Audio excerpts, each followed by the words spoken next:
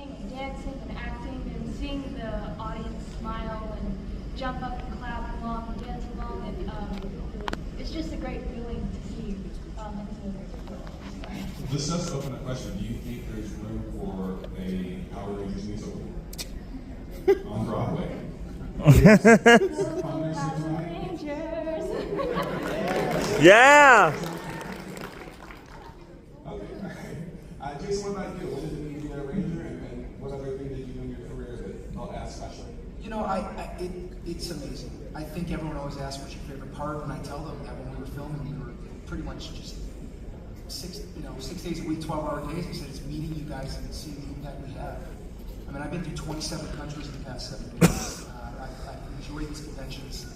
When they first asked me to come back, it was about a decade after the show, and they said, you got to come to this Power more time and meet the fans. And I thought, I don't want to meet you. There's been 600 Red Rangers. I don't want to be the guy in college coming back to the high school prom, you know. So I came back, and it's just the overflow of love and support, and there's a very special bond that you'll see, you probably already are, between the fans and Power Rangers. There's a closeness that's very unique compared to all of any other pop culture, I think, because we have a very close relationship. So the stories that I've heard over the years, and I travel a lot with shows, will bring you to tears.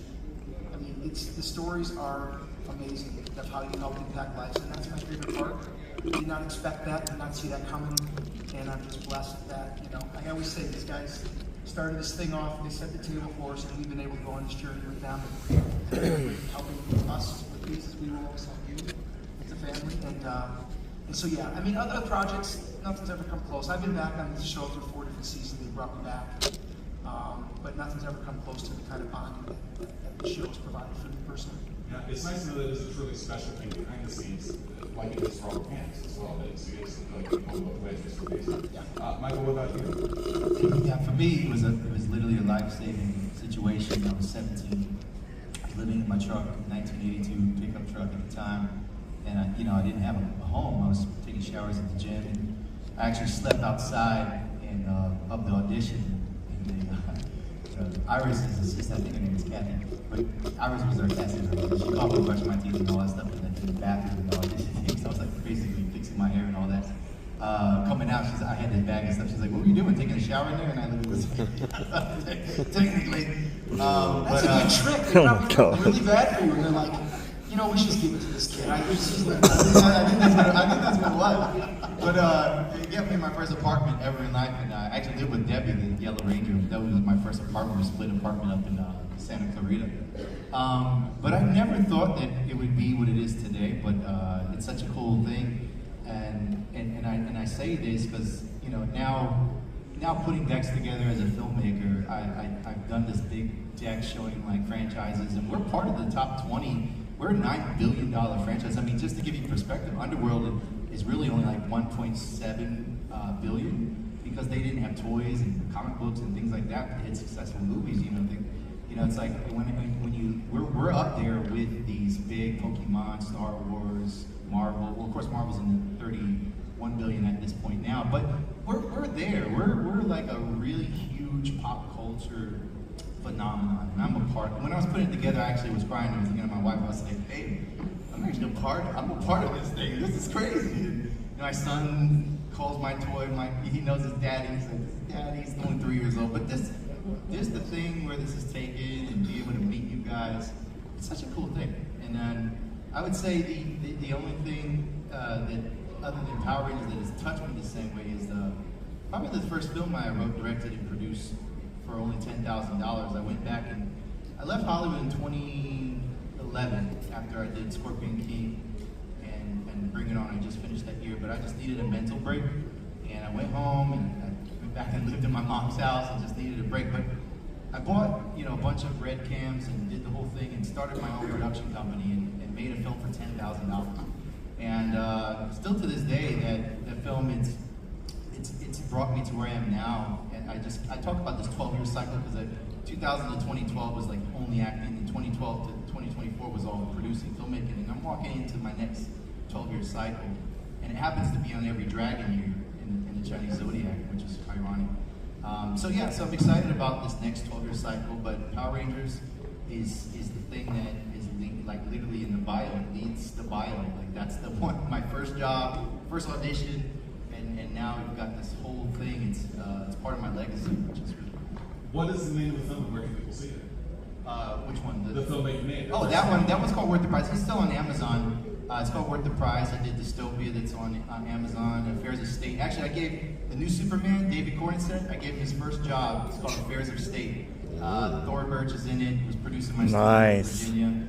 And Jason came out for a job. Is he talking about the new Superman movie? He's in the first episode of I used to look up the actor who Dystopia. plays That's Superman. like end of the world. It's kind of like what's going on right now. Shit in your body, and, you know. I see. So, anyways, you know, That's the next panel. Yeah. So, anyways, that, and then I got, if you want to see, I got Death Marks with Scott Adkins and Cowboy Cerrone comes out this year, and then 1521 with Danny Trejo and Costas Mandalore and myself. I did that 2 years ago. So, That's awesome. Yeah, that's great. I do want to take time to open it up. Do we have any questions for any of the Rangers? Don't be shy. Just raise your hand. Come on up. You right there, and then I'll get you next. The next person up front row. Come on up. All right, thank you for being here today, of course. I'm a big fan of the OG series, so great to see you, Walter. Loved your appearance in the original series. I have a question for both the newcomers and also everyone. For the newcomers, what was it like with the legacy of the series coming into it? How did that feel initially being selected to carry on that legacy? And then for the entire group, obviously the series has been around for 30 plus years. It's been parodied and whatnot. What are your thoughts on the parodies? Specifically say Green Belt. That's all. Which Green Falcon? That's from Key and Peele. Is that correct? Green Falcon is Oh, Key and yeah, Peele, Key yeah. and Peele. Key and Peele. Yeah, for sure. You didn't see the Key and Peele? No, I'm not aware of the parody, but I'm gonna check it out It's fun. for sure. Yeah. Thanks for letting us know. Yeah. I mean, for me, I was. He came to set, so did Austin, and I ran. I ran off the set to go meet them. So for me, I was 18 years old, like her age, and I was still a big fan of Power Rangers. Actually, I told Walt too. I still gotta get everyone to sign. I drew a picture when I was 11 of all the Mighty Morphin Power Rangers, and it's still sitting in my dad's house with the date of the 90s that I drew it. I drew a picture. One of these days I gotta get it signed because it's still in color pencil. And I drew it when I was like 11 because I used to be an artist. And I never thought that I would draw that and become. So for me, it was like literally a nostalgic like legacy thing. go ahead and jump in, man. Yeah, I'm good. Okay, so my question. Yeah. Oh, thanks. Thank you. My question is though, what are the actors in this panel right now who were in the original series? Yeah. Okay. The question that I have for you is that how did you manage to get the audition to play the Black Ranger in Mighty Morphin Power Rangers? It was just an audition. It was I had an agent at the time, and I was actually on the way to go do a variety show called Star Search in Florida. So I was on a plane to go do Star Search. Actually, I competed against Beyonce. Yeah, she was playing this great. Anyway, so I was on the way to go do that show. Got a call from my agent said, "Come in," and I was like, "I can't. I'm on the way to Florida." So they were like, "Oh, it's a bummer because if it gets picked up, they're gonna do 40 episodes." And I was like, 40 episodes? That's unheard of. Wow. Yeah, it's like that's unheard of. I was like, wow. And I was like, well, no, I went to Florida. The show I lost, so I ended up going back. When I got back, my agents called and said they still want to see you. Can you go in? So I went in. The audition process was out there, read sides and do my lines, and then they asked me if I could dance. I showed them some dancing. Asked me if I could do any martial arts. I showed them martial arts. They asked me if I could do any flips. I threw back truck. And they said, "Can you put it all together?" And I was like, "That's crazy." Right now, like no rehearsal. I don't get to just gotta do something right now. So I thought about martial arts and dancing and how to kind of put it together. I thought about breakdancing. When you breakdance, it's almost like you're battling, right? So you don't actually hit each other. Yeah, I actually really love your dance moves in the show, dude. I was trying to practice while I was watching the show on Netflix when I was like, back when I was like 12, 13 years old. It was kind of hard, but... Yeah, man, it's not simple, but it's fun. It was a lot of fun. Yeah, and my second question I want to tell you is that, well, it's, by the way, rest in peace to Jason David Frank, my favorite actor Rest in peace. How does it feel throughout all the years leading up to the day that he passed away? How does it feel about working with one of the legendary actors, Jason David Frank, the Green Ranger? He was an awesome guy. He was an awesome martial artist, a great marketer, and he was a funny dude. So he's missed. We all miss him. But it was cool working with him. Yeah, and I got a question for the Yellow Ranger, which this will be my final question. I haven't seen the new Power Rangers show that just came out recently, the Mighty Morphin one that you did.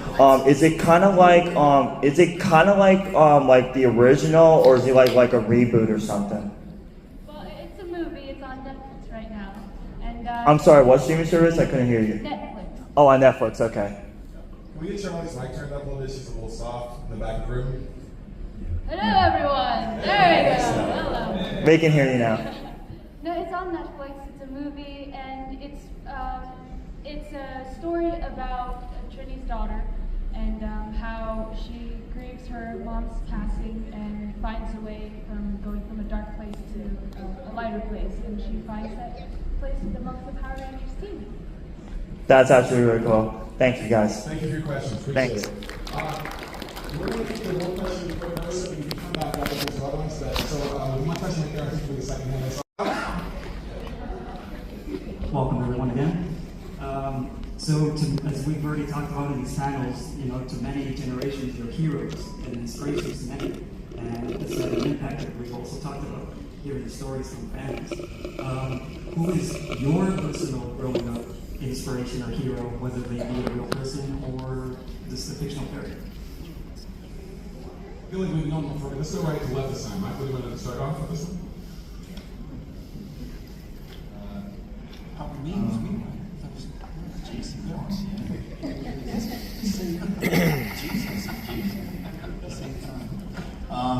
I would say my mom was a big influence in my life. She was a single mother. My dad and I are back in relation since I was he was in and out of my life in the early years, but we have an awesome relationship now. She was just a single mom. I had another dad commit suicide when I was 11, another dad died when I was 20. Jason was a big part of that, too. He was my biggest mentor. When I was 18, kind of took me under his wing. I was a lone wolf in LA alone, and then we're still brothers this day. And I was at his wedding, he was at mine. Both my weddings, right? Yeah. We're still brothers. And I would say, I think, my mom is big, I'm a spiritual person too. God and also Jason is a big influence in my life. We're still really close brothers outside of this workforce. So I would say that they were big influences in my life, all three of them. Gee, I was joking in the beginning, but thank you. Well, you said there were inspirations in their careers, or You what? said hero. Who was a hero? You were throwing out whether or not they're a real person or a fictional person or a Power Ranger. Yeah. Like you have been for others. Yeah, well, I guess my father, but I guess I'll take a different angle just for variance on the question. But, growing up, I became a fan of, or wanted to be an actor because I had seen a movie called Risky Business starring Tom Cruise. And I just thought, the short story is that I had gotten pneumonia, was sick, and my parents both had to work, my mom and stepdad both had to work, and they rented these movies at Blockbuster. And during that 2 hours of watching Risky Business, everything just went away, and I just thought that looks like fun. So to me, that was kind of the inspiration. He's always been someone that I've admired from afar, just because I think he's always done it the right way. And so I think Tom Cruise would probably be someone that I looked up to in this business and aspired to be like. Great. Joe?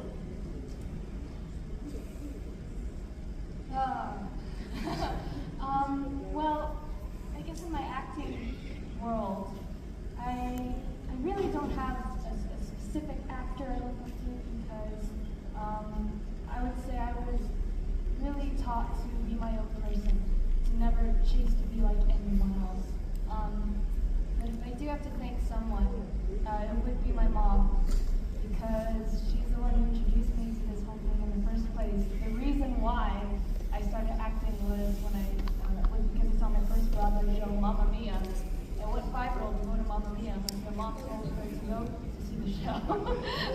So I went, and I loved it. You know, I gotta go with mom as well. My mom was definitely one of my heroes. She inspired me and taught me to be the best person I could be, and taught me to be positive and optimistic, which I carry with me in my life. And I love that. But then Michael Jackson was a big influence. I remember watching him on TV and watching him perform as a singer, and with his brothers. And to be a kid and kind of be running the show, it was like, he was an amazing guy to watch. Super talented. I just remember watching him on TV, then walking around the house pretending obviously I'm doing the moves and singing songs. And so he was definitely a great motivator, I think, for me. Yeah, and I gotta say my parents, both my parents are immigrants. They came to this country with not a lot so that I could live my dream and be on the stage talking to y'all. So. Jason, do you want to change your answer now from Tom Cruise? Yeah, I feel kind of foolish sitting up here. And I want to explain why I didn't get to say anything. Pop culture, I wasn't allowed to watch anything rated R, and so I was like living in a bubble pretty much my whole life. I think at 18 I went and watched all these movies and listened to Beatles and Elvis. I literally lived in a bubble. So that's why my answer is what it is, because I didn't watch pop culture things growing up. I think we have time for one more question. This one in the blue jacket. You can raise your hand. Very patient. Please come up and give us our final question. Thank you guys so much. You guys have been such huge heroes for me, and for I do a TikTok, and all the fans watch with me, and I've been kind of going on this journey where I've been watching all the old Power Ranger shows from Mighty Morphin all the way up to Once and Always. And so I just recently finished a project back in November. I called it Project Jason. And so my fans wanted me to ask you specifically. They wanted to know that you recently had a Power Rangers, there was an auction that happened recently, and that a lot of the stuff from the franchise was sold. And they just wanted to know what your feelings were on that specifically. You know what, there's a couple things.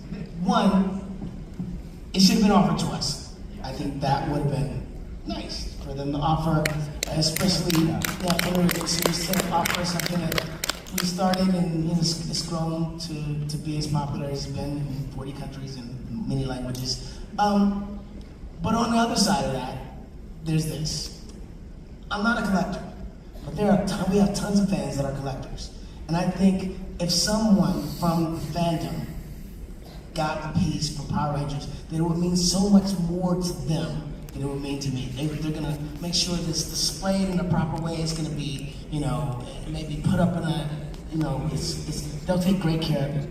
For me, it's part of my history, but it's not the same. Do you know what I mean? Like, if I had the Power Axe, I would probably put it up somewhere, but I think it would mean so much more to somebody else that was a fan of the show. They go, I got the original Power Axe. So I was excited that the fans had access to some of the original things from the show.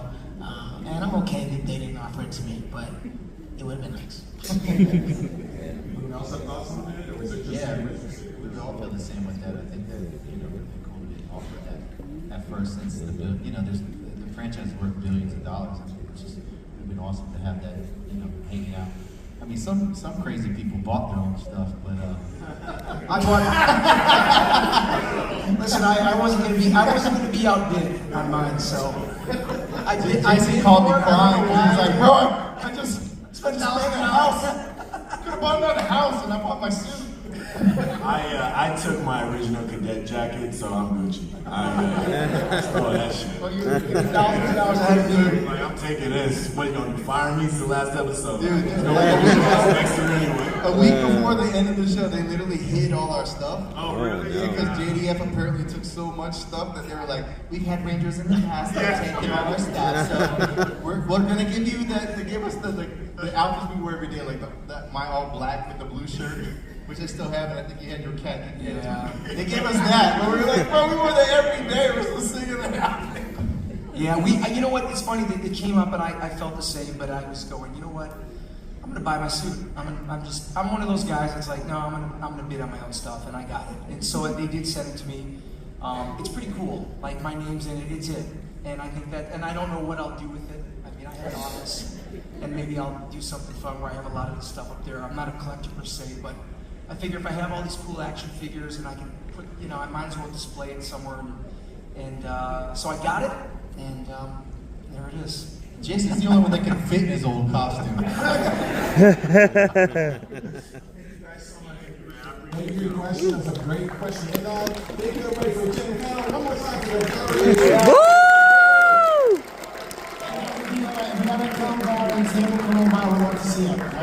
We're outside. We're not in the room.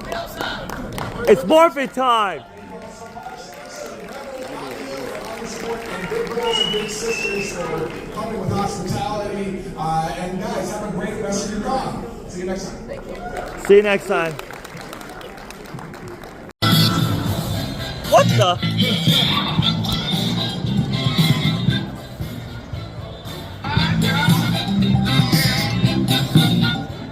You're pushing it. I'm going to him.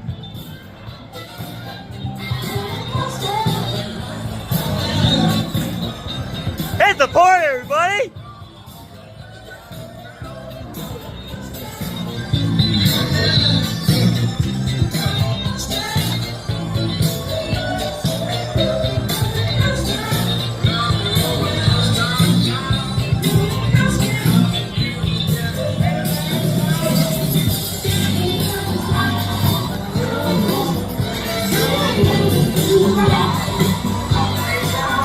This is my God Perez! Hi to the vlog!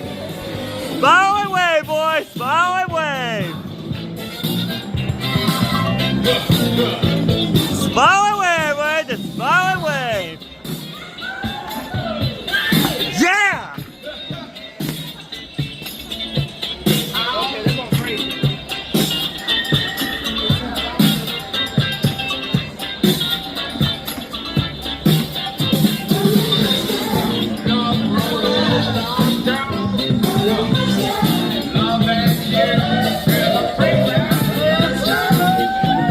Yes! That's the vlogger, my smile away!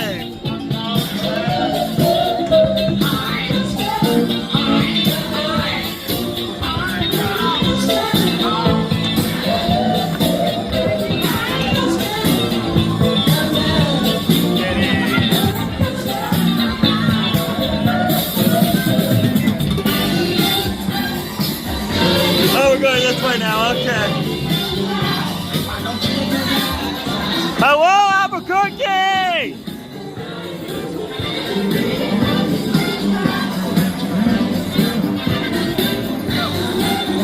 Okay, I gotta switch. Okay, yeah, my arms are getting tired. Yeah, party!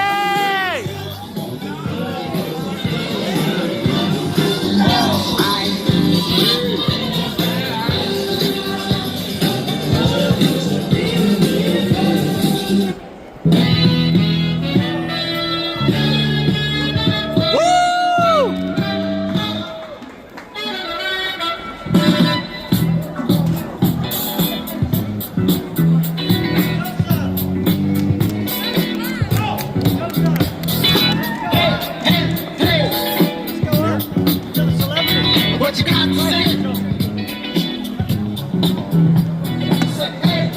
Guys, we're going this way.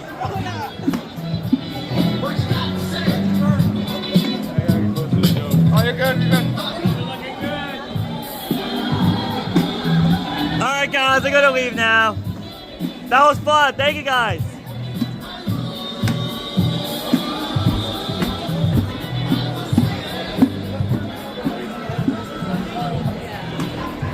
Let's get this party grooving! Woo! All people I know were singers, and we came in before the voiceover people would come in to do whatever the product was. So I didn't really know any of them. But again, what Larry, you were talking about the cast, we did about 5 episodes, so we were all in there together. There were six, 7, before the engineer went crazy and said, I can't do this anymore. But we had a lot of fun doing that. But the incident, I started reading about Wolverine, of course, before I went in for the first episode. And what a conundrum he is. An enigma wrapped up in a conundrum. It's just, he doesn't know which way he's going at any given point. And that's perfect for me. That's because I'm a Gemini, so there's two of me in here to begin with. Which is just lovely, because one way wants to go this way, and the other was, no, you can't, that's stupid. I know, that's the way I'm going to do it. So Wolverine's the sort of same thing. I go, I want to go, just like, whatever. And he just became like my right arm, my brother. He came really close to being very protective of him and his voice. And I just don't know. I don't hear anyone else doing it, because it ain't him. It's Albuquerque.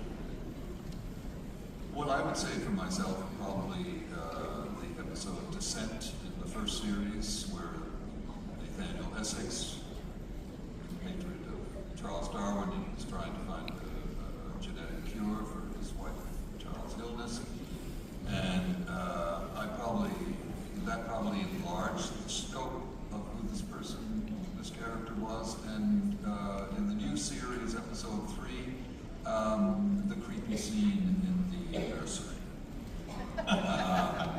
with the voice over the baby monitor, and him, having the baby, the creation, Scott Summers, Jim Critton. That was probably, probably had some resonance to who this guy was. People always ask me about the Cajun accent. And as an actor, at least this actor, the accent is the thing I worry about least and last. For me, it was understanding who he was. And the way it was written, and I guess the age I was at that time, I connected with the character immediately. I understood him. I thought, I get this guy.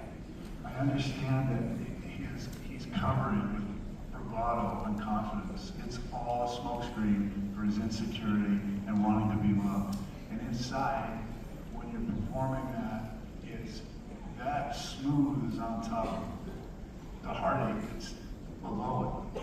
That has to connect first. That's how I was starting to create the character that we were creating together. Because we just come into the studio with a pilot and a couple episodes, we're all trying to find our feet and our voices, and some are better than that at others. For me, it was a slower burn, and so the accent was something I was developing and always quite insecure about, but I knew that the emotion was connected, and I understood it. And I'll be honest, I feel that whenever I hear another version of them, no matter what form, I never hear it. I'm not hearing it. I get it. It's hard to find. But to answer your question, it comes from understanding your character first. Your question was, when did you connect with the character? And my answer would be that it was, we were in a rush to find them, but it was a collective event. As we got into the episodes, we found our characters, and then they're starting to write for the character, and then the animating for the characters. I always pictured Gambit, how he stood, his costume. It's the same with being an on-camera actor. The costume has such an effect over your shoes that you're wearing. Sometimes I play roles where I ask for smaller shoes just so I can change my walk. It's all part of creating a character. So it's always interesting that now the Cajun accent is, I was probably in and out of it too much, but the fact was, our work as actors is to connect with your heart. And so that's what we were doing at the beginning, and everybody found it. And then we end up being your imprint. So that's my answer. I think one of the reasons that we all got cast in the roles that we did was that there was some immediate connection. That, as Chris said, you read that, I know this guy. And Jean, I'm sort of a Jean in real life, she takes care of everybody. She's the the emotional center of the X-Men, and I feel like Jean is in my blood and in my bones. And I want to say the Phoenix Saga was one of the ways that over that, because it was such a sort of enormous arc, really, so much material, and I thought kind of the best of Jean came out in that, her selflessness and her taking care of the group. But in terms of connecting, coming to cons and talking to fans about the characters and about what they mean to us, because it happened a long time ago, and it was always sort of like, I was Jean Grey and X-Men, but really what that means, I didn't realize how much that actually meant to me until maybe when they came back to us for the new cartoon. And they made us all audition. I auditioned twice. I went to the studio and actually matched my voice matched myself from 30 years ago. And I know, and I did it with one of the original engineers who worked on the original auditions. So I knew that I matched myself exactly. So I knew it wasn't that. And they brought me back in and didn't really give me much direction. And then when I found out that I wasn't playing Jean again, I have to say I was kind of devastated. And honestly, slightly humiliated, having played a part for, like 5 years and auditioned twice and then not been given it again. But they asked me to play Val Cooper, and I feel so strongly connected to the franchise. I wanted to be a part of it, and I think I said to you, in fact, I thought Val had the best line in '97, the first season anyway, so Magneto was right. But still, I'm with these guys, it's hard to hear when you have a character in your soul, basically, and then it's hard to hear other people doing it. And I know a lot of other people have voiced Jean Grey, but so it is kind of hard to listen to other people doing it. Anyway. You're the only Jean Grey, honey. Aww. Suddenly I'm Team Wolverine and not Team Cyclops anymore. To see you guys here. And so my question is, if you could, what would you say to your character or characters in Mr. Potter's instance? Whether it be serious, funny, endearing, what would you say if you were talking to them directly?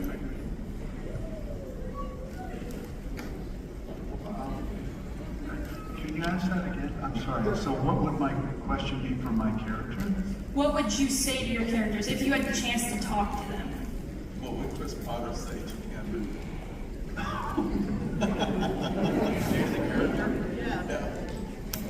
I would to Wolverine, you mean? Say something. How do you like your voice, punk?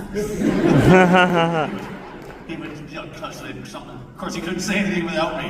I'd just watch his lips move and he'd go, "Can't say anything, can you?" Way to go. That's your 4 sets of weights. Then at the end of those sets, you get on the treadmill and you do about 1 mile, and then you go back to the weights, dude. Yeah, so that's how I get. Kel gets real cut up. Yeah, dude, you gotta stay working out, dude. You gotta stay working out. Yeah. We got some more people coming in. Any questions? This is all cool. We're all family, so you can ask me anything. What's up? Yeah. Oh, hey, cool, dude. What's up? What's up, dude? Yeah, dude. So, my question is for you is that I do know how you did got the audition for Good Burger, okay. But because thanks to all of that in Keen and Kel, yeah. But the question is though, how did you manage to get on the audition for all that in Keen and Kel to make out your biggest performances of that show in your career? Yeah, well, I know Kel grew up in Chicago. Yeah, he grew up in Chicago, and he started out in theater. Yeah, he started out in theater, and then he got an agent out there in Chicago after doing theater for a few years, and then this audition came along called All That. It was really cool. First sketch comedy show for kids, had never been done before. Auditioned for it, got the part. It was pretty cool. But it wasn't supposed to be a show. It was just supposed to be like a special. That was what's supposed to happen. Because Nickelodeon was kind of afraid to do it at first because they had never done anything like this before. But then it took off, and it really did well. So we got the call that it would be picked up for a season, and now we have All That. We had the All That reboot that Keenan and I brought back, that we executive produced, and yeah, people love it to this day. I mean, thank you to the fans, you guys, for continuing to watch it. Thank you guys. And I got a second question for you, which is kind of important. When you filmed the original All That in Keenan Kill at Nickelodeon Studios in Florida, in Orlando, did you and Keenan were like living in Florida at the time when you had to film the show at Universal Studios in Orlando? Yeah, well, so all the kids, we were from different places. So we were from New York, Chicago, all over the place, right? And then what we would do is we would be on location. So we stayed in like condos out there and houses out there. The production would put us up there. So yeah, we lived out in Orlando for a while over there in Turkey Lake Road and all that stuff like that. Yeah. And the final question though is that, what was like one of the final shows you did at Nickelodeon Studios before it got shut down in 2005? Well, you know a lot of stuff, dude. Yeah. I'm a big 90s Nickelodeon fan, Kel. Yeah, dude, 2005. Well, we weren't over there in 2005, you know, because the OG cast, we were done around like 2000. Because around 2000, then that's when I went and did Mystery Man and did all that stuff like that. Yeah, I did Invisible Boy. Yeah, I mean, Kel did Invisible Boy. Yeah, I did. Yeah, someone did that. Yeah, but yeah, I know it turned into Blue Man Group and all that stuff, and now it's abandoned. It's just an abandoned building in Orlando. I heard that they did the building for the Grinch show a couple of years ago, but to this day the whole building is still abandoned. I heard that a lot of diehard 90 Nickelodeon fans who were there for like when they buried the time capsule and all that were begging Universal Studios to bring it back so that way they can like relive their childhood and all of that. But it's almost time to open the time capsule too, dude. In 2042 in California, and trust me, man, my brother is a big, huge fan of the 9 Nickelodeon shows, and I bet he will like freak out if he will see you, because the first time that my brother and I watched Good Burger was all the way back in middle school when I used to live in California. And I remember when we got back from our lunch break, our teacher told us that we were going to watch a movie called Good Burger, and I was like, "What is Good Burger?" And then he was like, and then my teacher was like, "It's a comedy. You guys will love it." And then when I saw the old Nickelodeon Spy logo, I was like, "Oh, a Nickelodeon movie. This would be cool." And throughout the whole movie, my brother and I were laughing our butts off. And then after the movie was over, with your final line, "Welcome to Good Burger, home of the Good Burger. Can I take your order?" Everyone just clapped at the end credits. We had an awesome time, and ever since 2011, all the way to, I think all the way back until 2022, I think that's the year when the 90s of all that got shut down because of Paramount Plus. Like I remember like every Friday and Saturday when I don't have to go to school the next day, my brother and I grew up watching Keenan Kel and all that. And I remember a channel called Nickelodeon Gas that went on the air until 2007 in a nutshell. The channel went on the air from 2007, but Dish shut it down in 2009. And I remember back in 2008 and 2009, we watched like all the game shows like Nick Arcade, Legend of the Hidden Temple, Figure It Out, and it was an awesome time. And when I heard that they put all the episodes on Paramount Plus, because all the 90 diehard Nickelodeon fans love the show, we loved the show and all that. Like the 90 Nickelodeon shows were like the good times. Thanks, dude. Yeah, man, that's awesome. I love all the Nickelodeon info you got there, dude. Thank you. All the intel. Yeah. We got some more questions over here. Yeah. Office. All right. Yeah. So, a friend of mine, Derek Barry, he does a lot of pop-up restaurants and stuff like that. So he did the Max for Saved by the Bell. Yeah, really good friend of mine. He's from Chicago too. So we met up and we did a pop-up in Los Angeles for a Good Burger. It looked exactly like Good Burger. All the employees said, "Well, we Good Burger." It was super cool. And then the pandemic hit, and that was crazy. So we had to shut it down. But everybody wants us to open it up again and do it again and do another pop-up. So we've been in talks to do it again with Nickelodeon. But yeah, it was amazing. Yeah, and the burgers taste amazing. Yeah. You said you want to have a Good Burger? Yeah, that's right. Yeah, and there's a Good Burger. Yeah, come on. And there's also a resort. There's a resort in Nickelodeon Resort. It's in Cancun and Punta Cana, and they have a Good Burger there too as well. So. And also, yeah, okay, yeah, we gotta open up one out here, huh? Yeah, let's do it. Oh, and Kel, sorry for interruption. Speaking of the Nickel Street Resort, I remember that it was used to be in Florida, but they shut it down like in 2015, and it's a Holiday Inn now. But on the internet,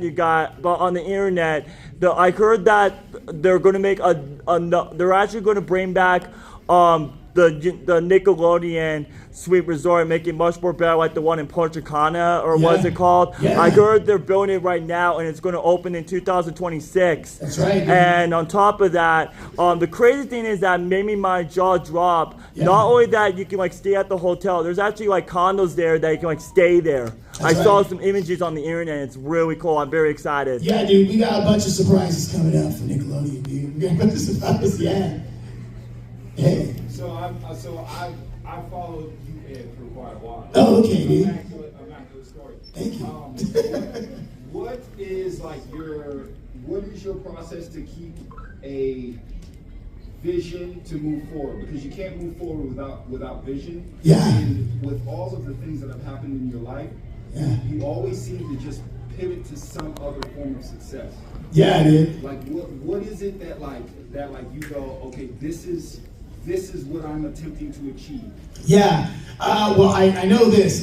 Kel, loves the Lord, and the thing about it is that a lot of the plans and the things that I get is from God. You know what I mean? And that's the thing. So never put yourself in a box too as an actor. You know what I mean? Like never do that. Always know wherever your feet are planted, you're planted there for a reason, and try everything. You know what I mean? Do all the things. Like if you get an idea and you get a vision, go after it. Because it's a vision in all of us that needs to be birthed. And don't let haters, don't let people stop you from being the person that God designed you to be. You go after it and do what you're supposed to do. So that's why you see me doing all these different things, you know what I mean? Youth pastor, producer, writer, all these different things. I even dressed like Ed today because I was just like, yo, they love Ed, let's do it. Let's do it as Ed. Yeah! You guys are dressing up. Why don't I dress up too?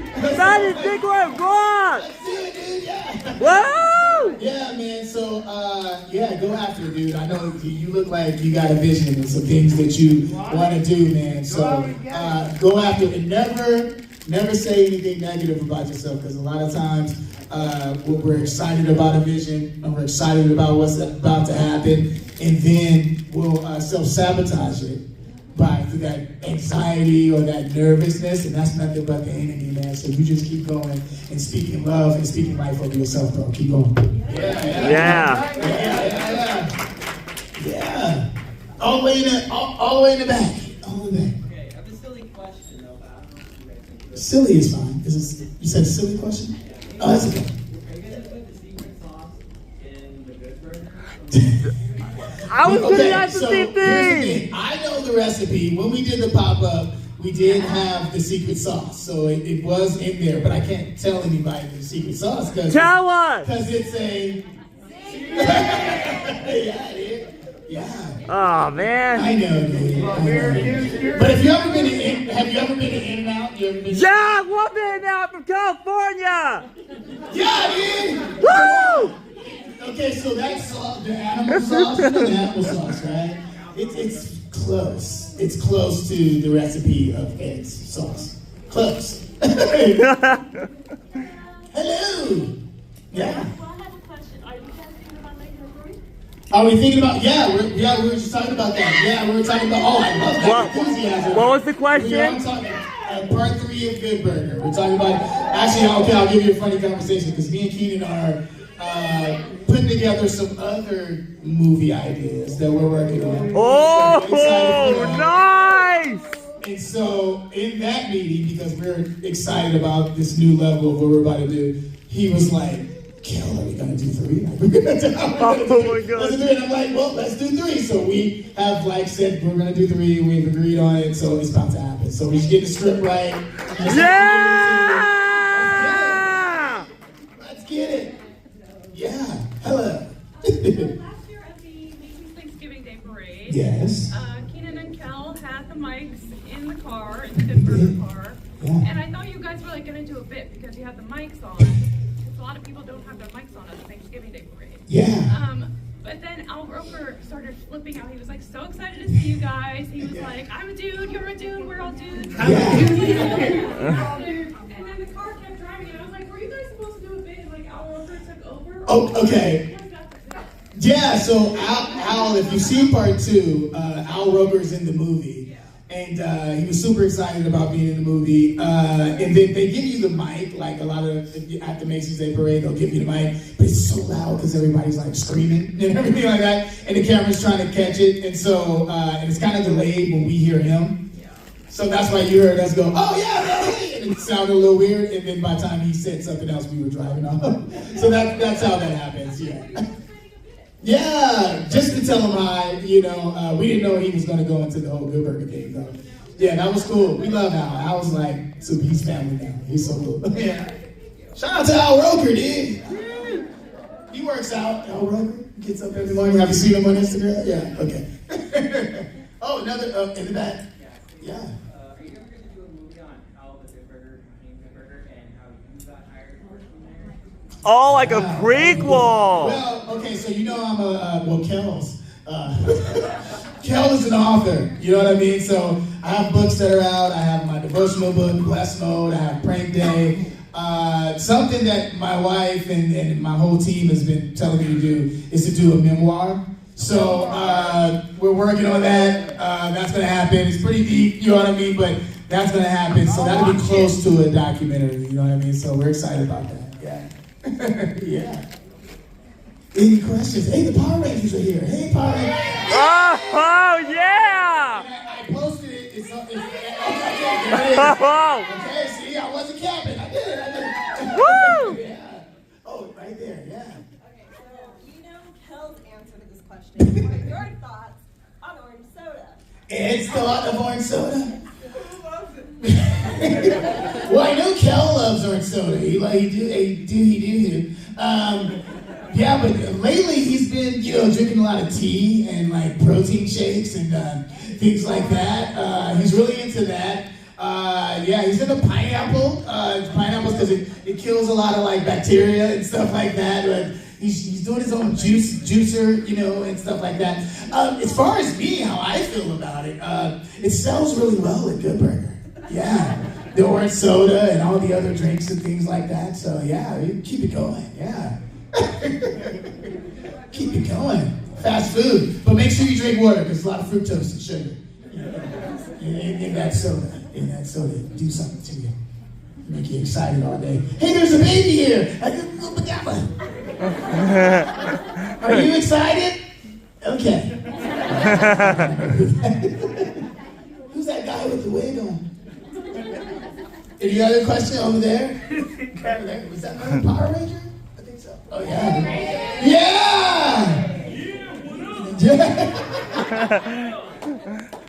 Power Rangers are in here deep. Who's actually from Albuquerque? Yeah! That's what I'm talking about. Albuquerque. Okay, so here's a question from Ed. Since we're in Albuquerque, what's like the burger spot, the best burger spot? Grass burger? Never heard of it. What's in the grass burger? Do you make it with grass? What's it called? Lake Slaughter Burger? No, Blake.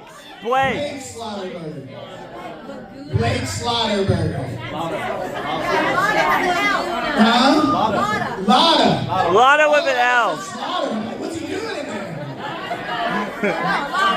What'd you say? Laguna Burger. Whoa. So Laguna, is that a place, Laguna?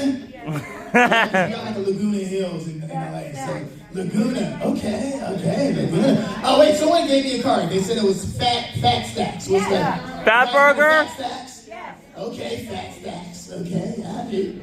Oh, she's adamant about it. What burger spot are you talking about? What's your spot? Yes, on her? Say it with your chest. What's the burger spot you like? What is it? It's not Fat Stacks. It's not Fat Stacks? Well, what is it, dude? Fat Burger. It's either Lotta Burger or 5-star. Oh, 5-star burger. Is there a 4-star burger somewhere? Hell no. Yeah.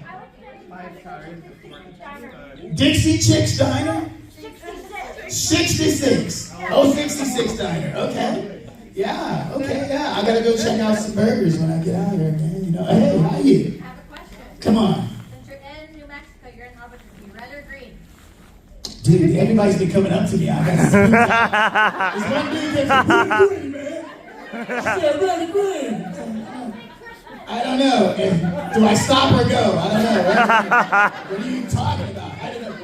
Okay, red. Well, oh wow, we got a red and green ranger. You guys are gonna get upset right now. I don't know. So I'm sorry, dude. So out here, you guys need chili, right? So it's chili. Well, I'm from Chicago, so I love a good red chili. I gotta go with red. Hey, Red Ranger, I gotta go red.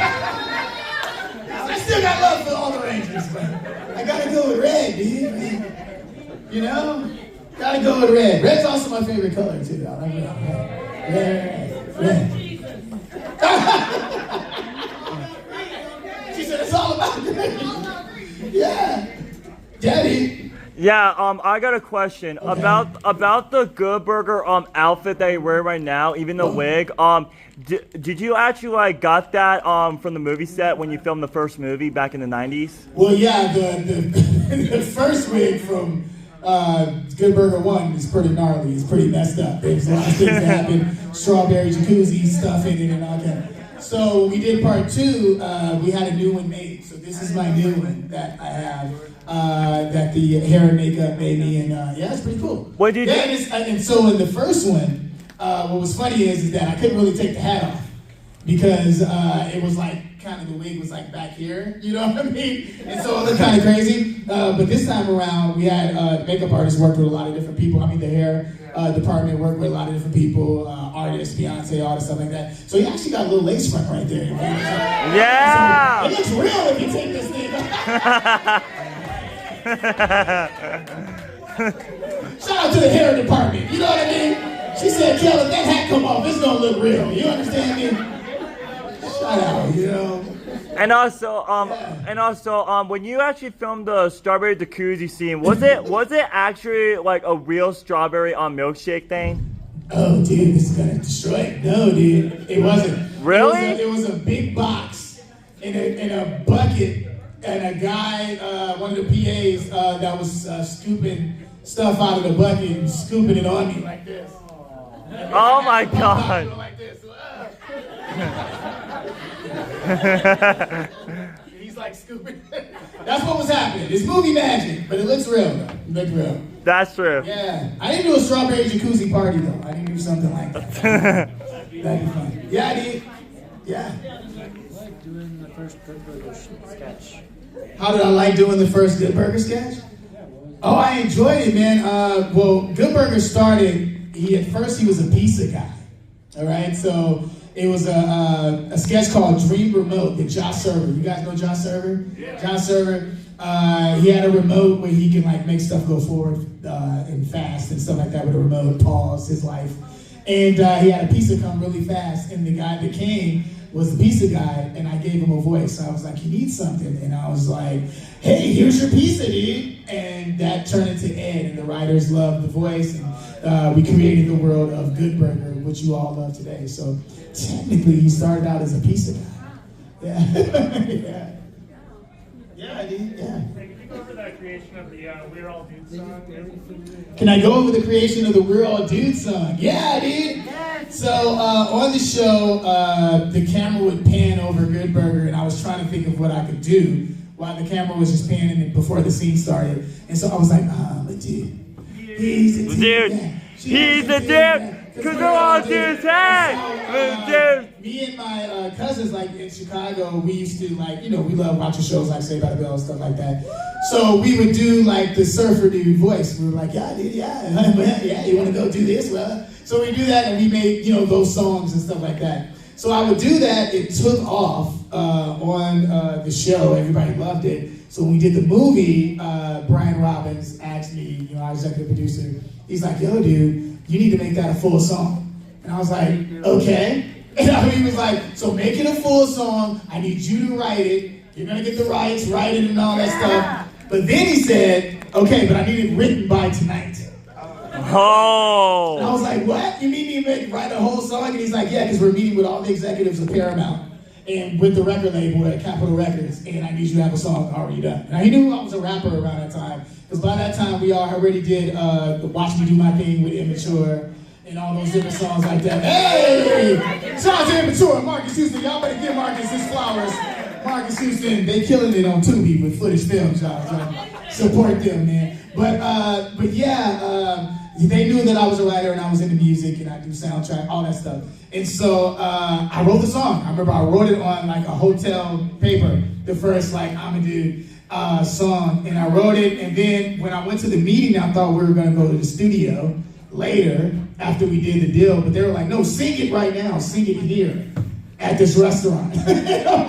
I'm like, okay. And that's when I took out my little notes and I was like, it's time to put hard times behind, get all the bad things off your mind. He's feeling good. He's feeling good.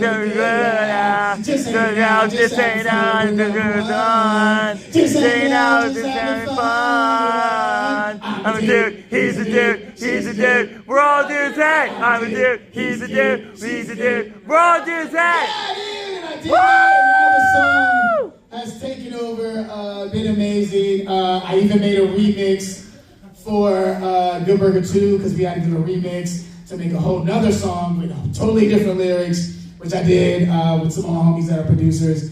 And I wrote that one too as well. So yeah, so shout out to all the writers out here. You know, continue to write, continue to do what they do. Something I do as an actor, I still get revenue from songs. So every movie that I'm in, I make sure I do music for the soundtrack, because you know that's like building real estate, all right? Everybody's gonna be streaming your song all the time, so this is for the aspiring actors. Do stuff like that if you can, yeah.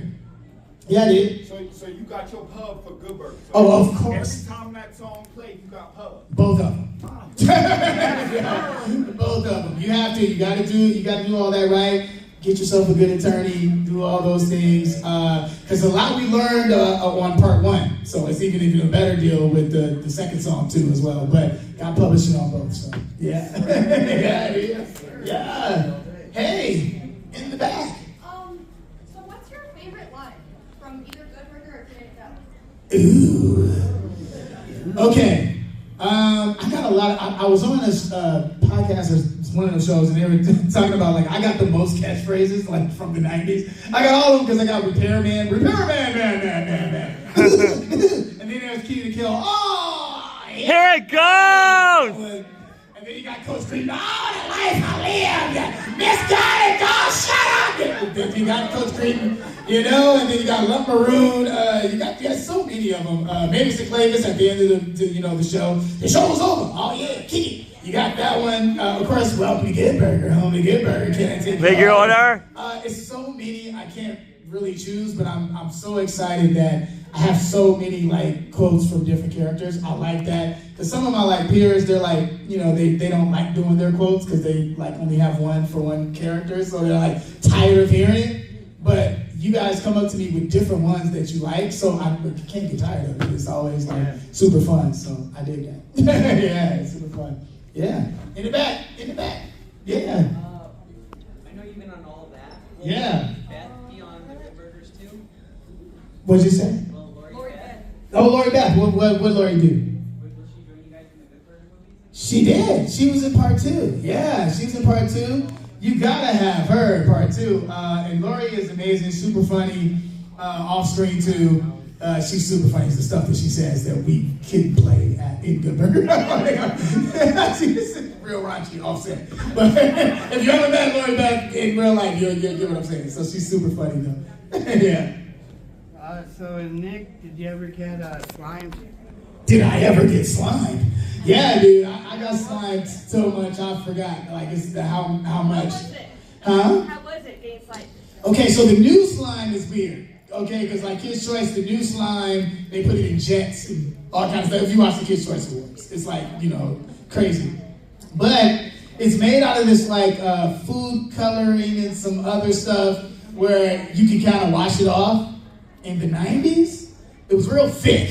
I don't know what was in that stuff. Oh my God. But you get home and you try to wash it off, you couldn't get it off. You You gotta take about 3-4 showers. I don't know what was in that stuff, but yeah, but it was crazy. It was pretty crazy. Did it? Yeah, it was fun, but it did have a little bit of what was it? It was like apple. You know the squished apples? What you call it? Applesauce? Applesauce mixed in it. Ain't that weird? Yeah. Ew. If you ever went on to like Nickelodeon Florida, Nickelodeon tour, they would show you how they made the gack and stuff like that, and it actually had the applesauce in it, which is cool. Some of you all like, what? I'd rather have applesauce than the scientific stuff they putting on us now. I don't know. Yeah. Yeah. Hey, how are you? Any questions? Any questions? Yeah. Don't be scared. Yeah. What up, dude? Oh, okay. So, what were some similarities between all that and Keenan and Kel, and what are some differences between all that, Keenan and Kel, on set, and which did you prefer? Okay, so Keenan and Kel is a sitcom, and all that is a sketch, so it's totally different. So Keenan and I were doing all that. It was taking off, super fun.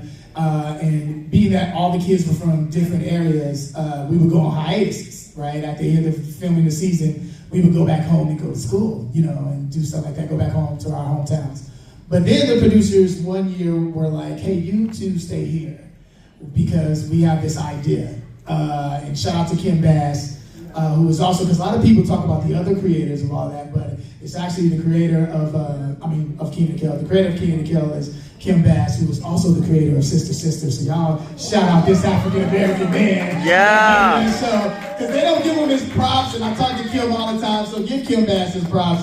But yeah, he created Keenan and Kel. So when he created that, they were like, you're gonna do this sitcom, the Keenan and Kel Show. So we did the Keenan and Kel Show, and it was like Fresh Prince of Bel-Air or Keenan and Kel or Sister Sister. So that was the difference. Like we got to play regular kids growing up, which was cool. Of course, Kel Kimball's character was very physical and wild and stuff like that, but it wasn't as zany as all that was. And I felt like it gave us something. Another tidbit we did, Will Smith named him, he wanted his name to be Will on Fresh Prince of Bel-Air, right? So, and he gave us some advice where he was like, everyone will forever remember your name if your name is the name on the show. So that was pretty cool because at first we were like, oh, naming the Keenan and Kel and stuff like that. But now it's amazing, like across the world, Africa, wherever, they know the name Kel Mitchell and Kenan Thompson because of that. So that's pretty cool. Yeah. So we're excited about that, man. yeah. Shout out to you guys. Yeah. So what was your favorite? Oh, I get you right up. Yeah. Yeah. What's your favorite skit to do on all that? Favorite skit? It's a toss-up between Ed and Coach Creed. Just because Coach Creed had a missing tooth and he was crazy. He got to yell at kids and throw stuff and bald head, all this stuff. And it was kind of based on a teacher that I had growing up in Chicago. The cool thing about all that is that even though we were kids, they gave us the opportunity to create characters, which was really, really cool. A lot you learn as you grow up, where you go, well, dang, I should have been paid for that. But anyway, but as you grow up as a character with doing that, I did Coach Creed in the room because it was a coach that I had that was very mean and yelling and stuff like that.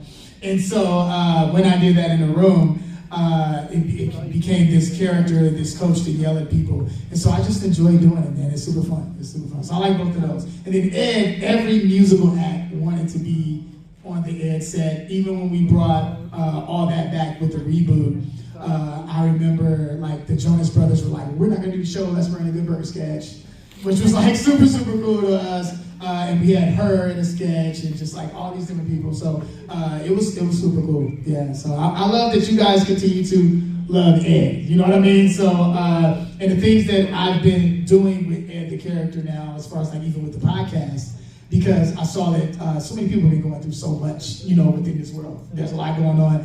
And I noticed that Ed puts smiles on people's faces. Like I've been everywhere, and I'm in gangsters all over the spot, but they see me and they go, and I do the Ed voice, and they turn into like little kids. They're like, whoa, oh my God. And so I love that, and it's like from 5-year-olds to adults, And I was like, I want to do something where they could come and hear Ed, like speak to them and give them motivation. So make sure y'all check out the podcast. That's why I want to do it, because yeah, man, Ed, man, he loves you guys. Ed loves you guys, dude. Ed, he loves you. We're family, dude. We're family, dude. Yeah, in the back.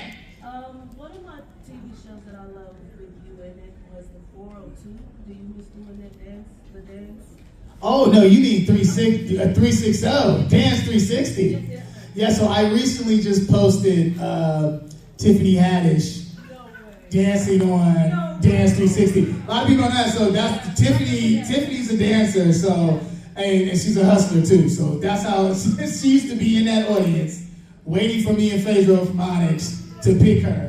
And she got picked, and so I felt like a lot of people didn't know that story. So I posted it and said, happy birthday, Tiffany, and showed her dance battle, and people went nuts. But shout out to Dance 360. I'm a dancer too as well. That's how I got started in Chicago. I'm a b-boy, hip-hop. You know, I always say Jesus and hip-hop saved my life. So I was into that. I'm all into that. So as a b-boy, I break dance, did graffiti, the whole thing. You know what I mean? So all of that stuff. But yeah, Dance 360 was awesome. We even did a dance show in LA. Y'all remember the jerk movement? Yes. So in LA, me and my wife, we started this show called The Back House Party. That was a live show. And we had a whole bunch of jerkers, because we saw jerkers just dancing in the street, putting it on YouTube. And we were like, yo, we need to do a live show where we create a dance show. So I took elements of like Dance 360 and elements of me being a dance battler. And we did a freestyle show, and we did it for like 4 years, and all those kids stayed in contact with us. Storm DeBarge, y'all know Storm DeBarge? She used to battle in the show and was a kid back then. So all these kids that are now dancing with Usher and all stuff like that started with us on our show, our live show. So we are gonna do a documentary about that though. Because I love LA too, and so we're gonna do a documentary about LA on that too. Yeah. Would you be willing to do a dance color right here? We have somebody who says he's ready. He's ready. Who's ready? Who's ready? Who wanna battle? Right here, he's ready. Who wanna battle, dude? Oh my God. Let's go! Somebody, okay, they just told me I got 5 minutes, so you better get down. Let's go. Let's go.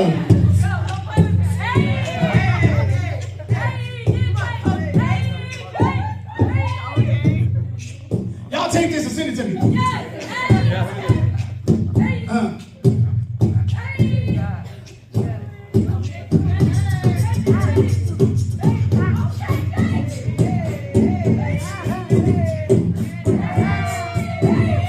Dang! I switched it up.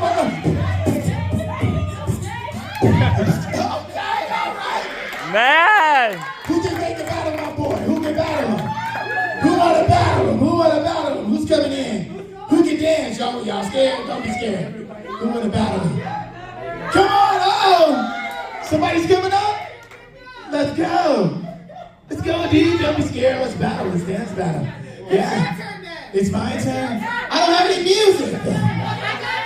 I can play I'm a do on YouTube. Who's gonna be? What are you doing? She gonna break. Oh my God!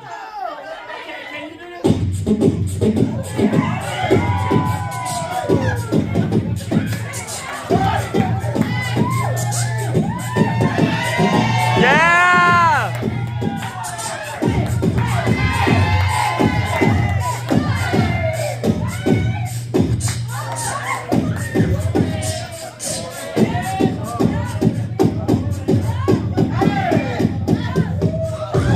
Oh, dang!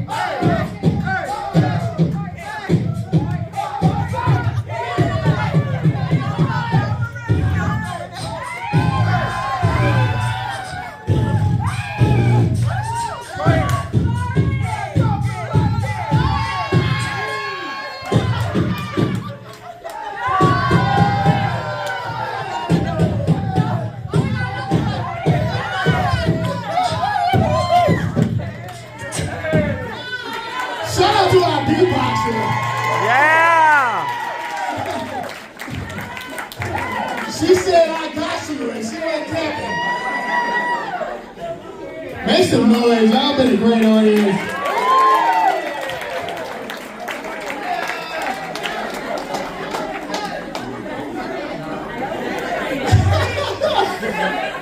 That was fun. Huh? I win Comic-Con. Let's say, yeah. Make some noise. I think I'm the only dance battle on the panel here today. Yeah, love y'all. Y'all been awesome. Come see me at my table if you haven't. Come back, say hi. Yeah, dude.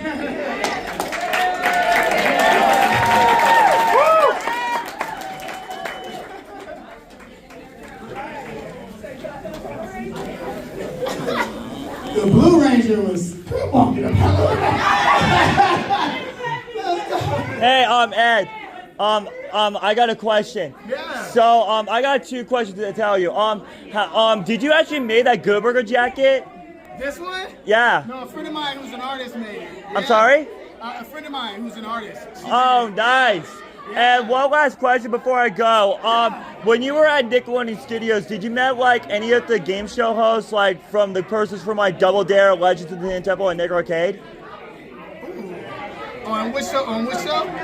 Legends of the Hidden Temple, Double Dare, and Nick Arcade. Oh yeah, we were all on the same set. Yeah. What soundstage in Nickelodeon Studios did you film Keen and Kel? I don't remember the number.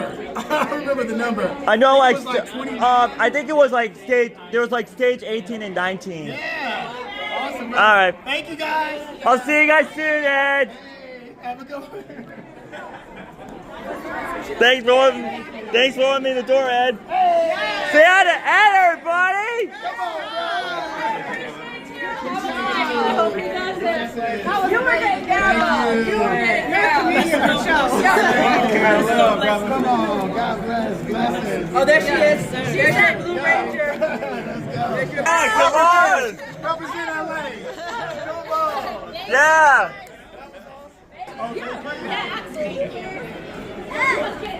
I'll see you soon. I'll see you soon, Cal. Bye.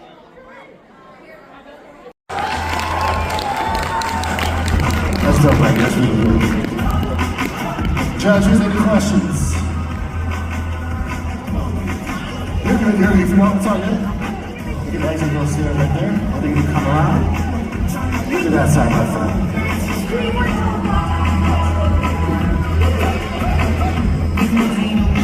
If you want to say hi to anyone across, that's good. And just watch your step right here, Wolverine. Who we got next, Amanda? We got Ghost and Keegan from Call of Duty. Oh yeah!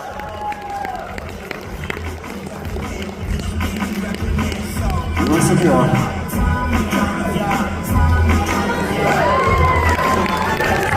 Yeah! Do wrestling. That's so dope. Thank you, man. Wes, get down. This is actually really dope.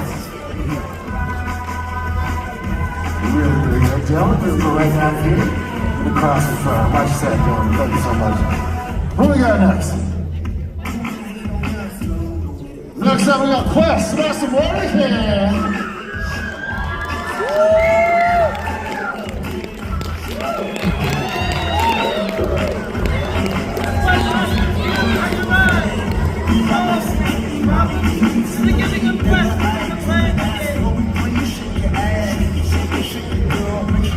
I gotta give you a shot. Let's do that again. Say that again. Questmasters Guild has arrived, and we are here to solve humanity's problems through the playing of games and the giving of quests. Meet me afterwards, and I will give you a quest, the messenger quest in Old Town. That's a real food.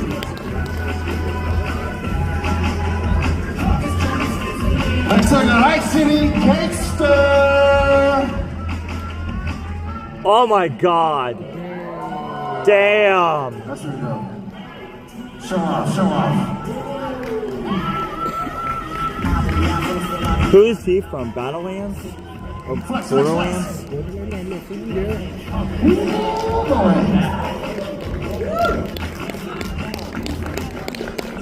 So I'll lay a little direction for the seating, please.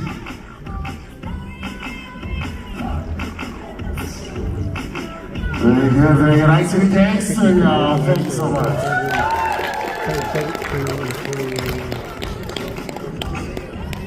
So I'll lay a little direction for the contestants to go. The cosplayers will be landing over here, y'all. Hello, cosplayers, you're gonna come over here. They're crossing over here. We're going over here.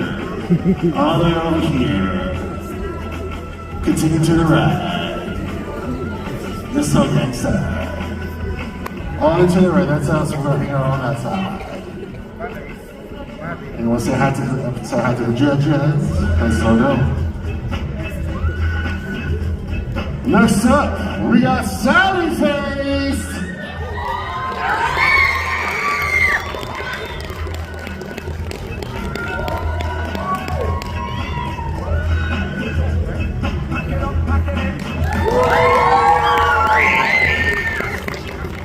This is Sally Face. I see. We'll go down the stairs and head to your right. On that side. Watch yourself. On this side. Next up, we got Roxanne Wolf. Oh my God, yes! Holy shit, yes!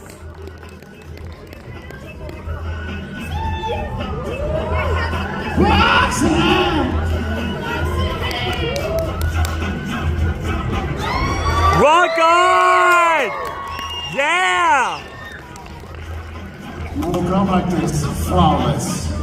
I see you, Roxy, I see you. We're going down this side. Let's get Roxanne! Yeah, baby! Woo! On this side. Hello, it's more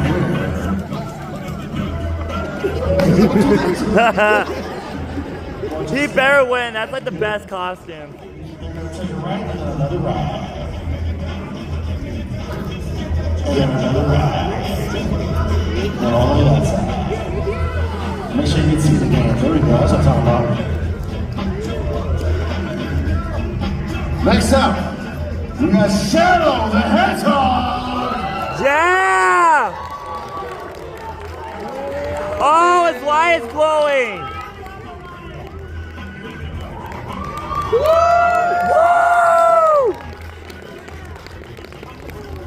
Shadow so chill. Shadow from Sonic 3, baby! Woo! Do a backflip, do a backflip. Backflip! No? Crap.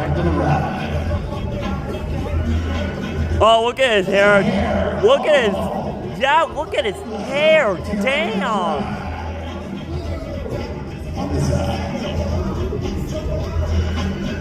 Next up, we got C-3PO! C-3PO! Damn, holy crap! Yo, this is intense! Oh my god! To the robot!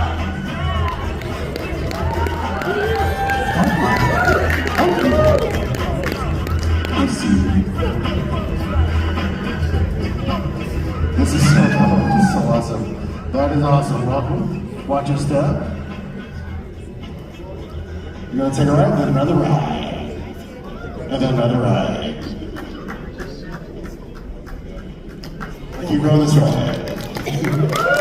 Oh, even his eyes glow. Next up, we got the Goblin Slayer!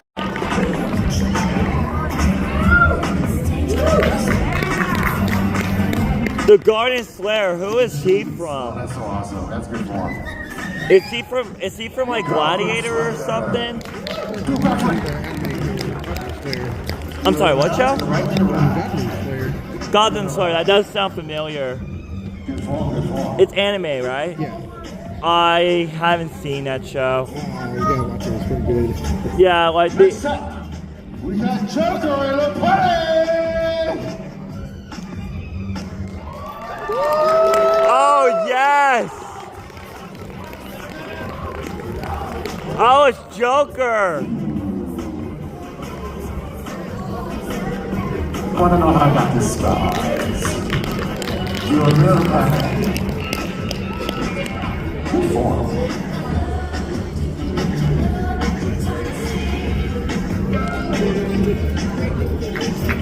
There you go, take it right there. Next up we got Shao for Gift and Impact. Oh my god!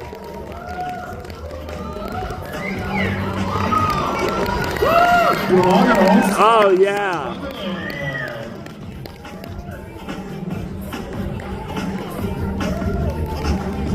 We having a good time?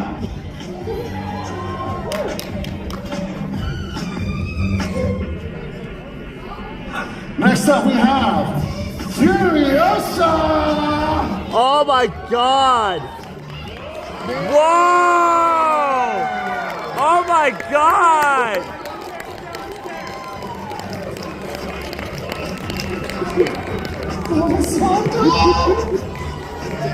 Yo, holy shit! Yeah! I want to ride around all day. That's so awesome. How are we supposed to get down?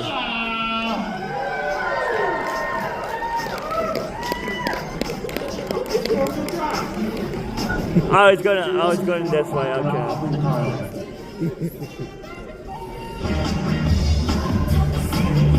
Next up, we have Ty Lee from Avatar! Oh my god, yeah! Avatar The Last Airbender! Hell yeah! Where is the live action movie? Face it, man, the live action Avatar movie sucked. Which one? Avatar, The Last Airbender from 2010? Okay, yeah. Yeah, that movie sucked.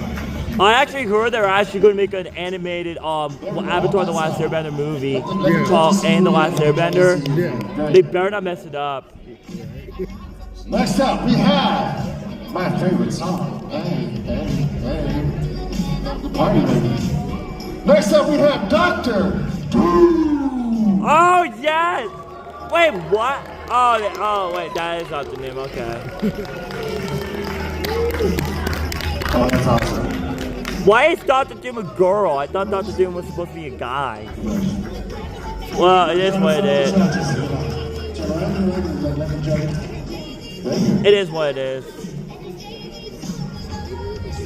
Next up, we have Master Chief from Halo. Hell yeah!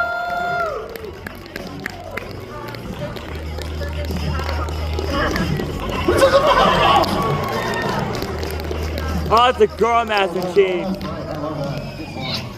I wish it was the voice actor from Halo. If he dressed up as Master Chief for the contest, that'd be so cool. That'd be so weird. That'd be so cool.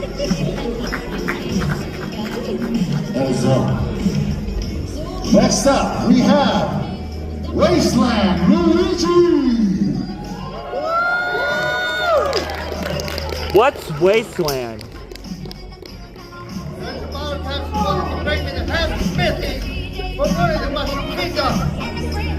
For the girl of the Mushroom Kingdom. Luigi, yes sir.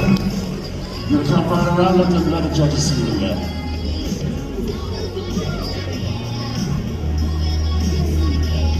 Next up, we have Sierra the Funko Pop.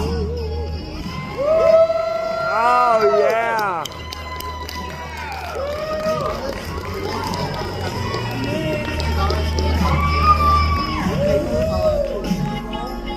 You just added another 0 to that value. Good form. Oh, is he like autographing or something?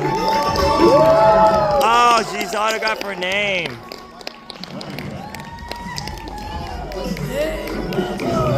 Let the judges see you a little bit closer.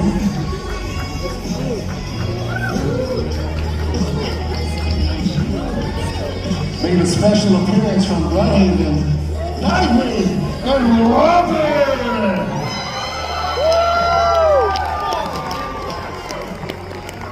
Expect the unexpected, though.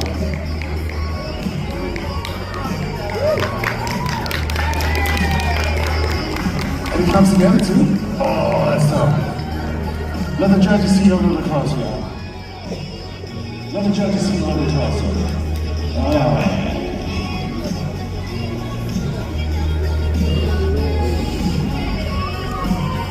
Coming in from Has-Been Hotel, Lucifer Morningstar.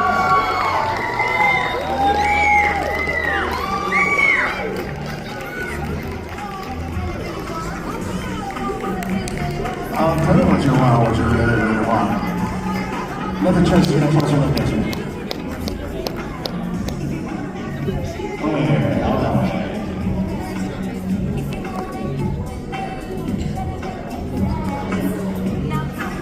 Coming in from Cannibal Town.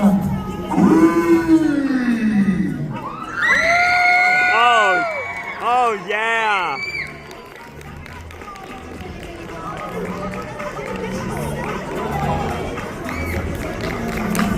Please tell me you got some makeup too, please. Do it, there you go. Judges, a little closer. Let the judges see a little closer.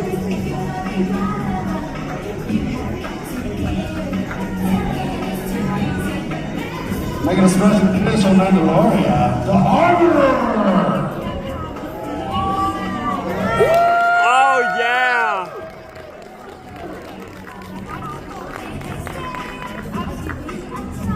This is the way. And the helmet's ain't on. Yes! Good for.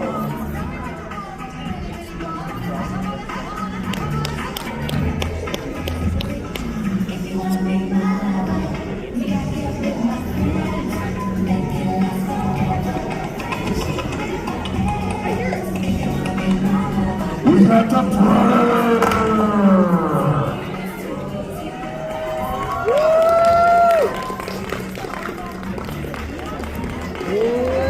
Oh my God! Is that the Predator? Yo, that guy looks like the Predator. Close to me right now. You're a little too close.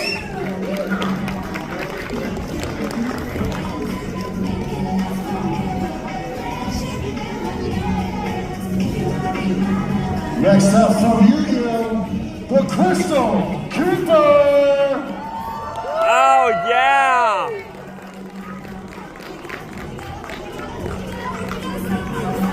Good for. Can you see? There we go. Watch your step, past that. There's 100 steps.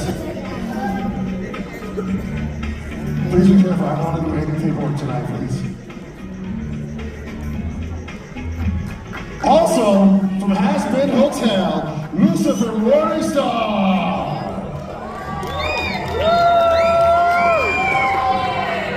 Yeah!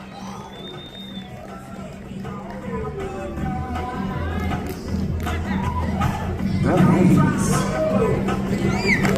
that walk. Let me see that cane. Oh my gosh, that's crazy. Watch that, watch that.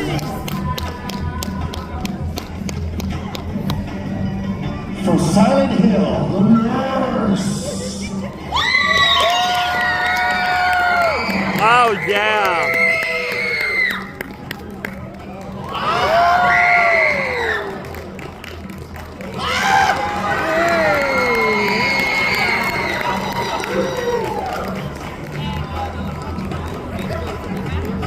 Can you see?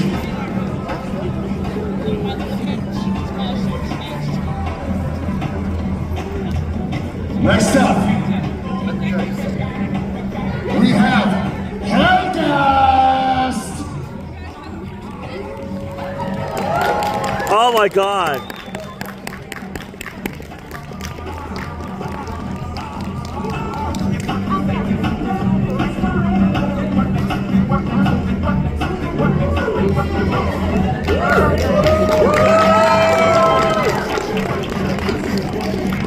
That's so dope. That's awesome. There's 25 steps.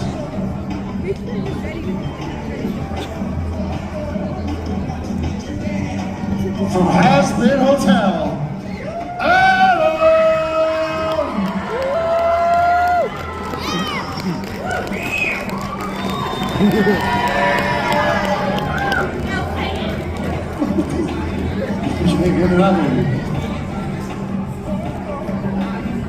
from One Piece,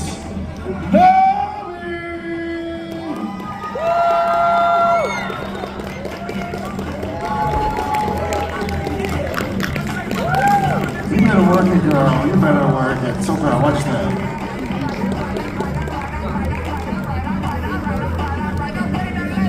Next up, we got Gundam Barbados. Oh my God! Oh, I actually took a picture with him earlier.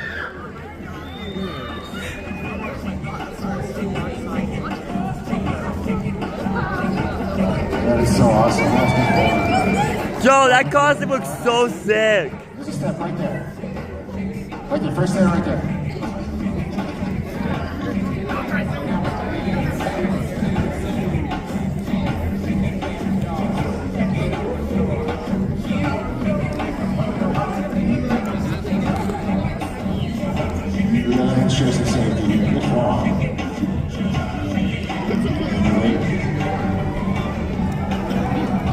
Next up, from the X-Men, Nightcrawler.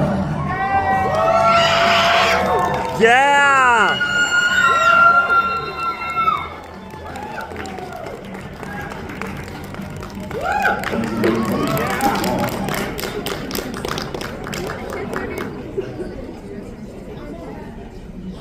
Covered up, from My Hero Academia, Tokoyami!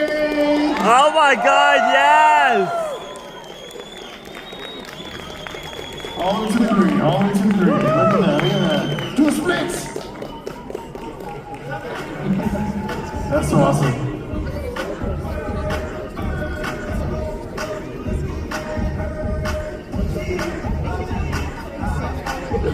Coming up next, we got Dr. Doom and Scarlet Witch.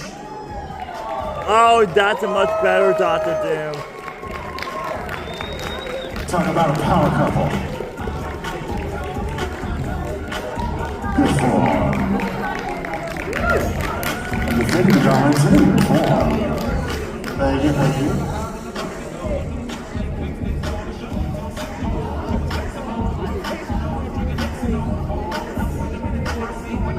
Next up, we got the Merfolk Royal Guard.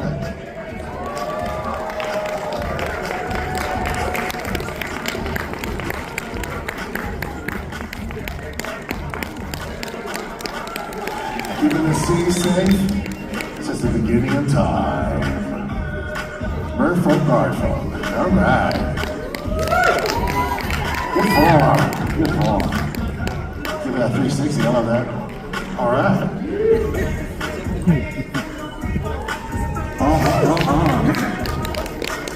Watch your step, watch your step. Easy.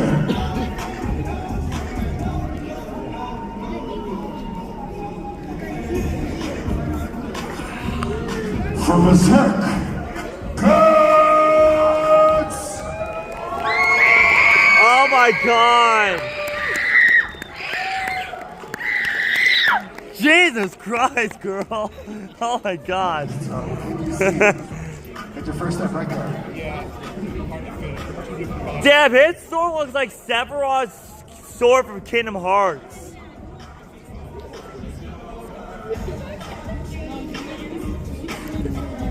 Tokyo Ghoul, Teki and Toka! Kaneki and Toka! I never heard that. Tekio and Toha? What?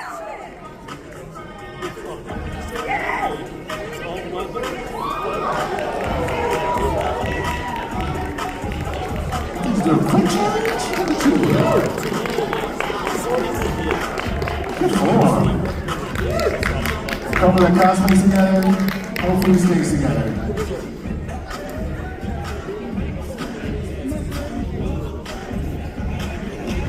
Hello Up next, we got Don, the Dutch Angle Dragon. Oh my God, yes! Oh my God! Holy shit!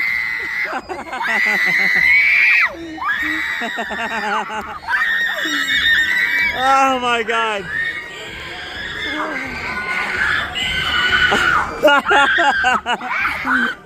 Holy! Oh my God! Holy! Holy shit! We call that like 5 curtain calls. I want that goes the way! Thank you so much. You're so humble. I love it. Man, that was like the awesomest that was the awesomest audience reaction I ever caught on camera. Oh my God. Jesus Christ.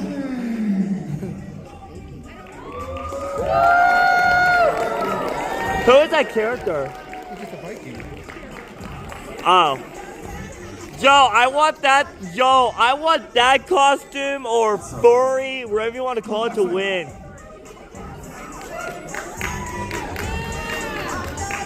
Yo, I seen that costume like so many times. I gotta take a picture with her tomorrow. Yeah, oh my God, I want that costume to win.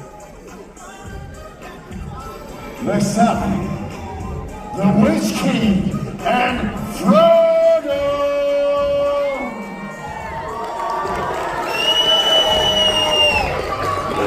Oh my God!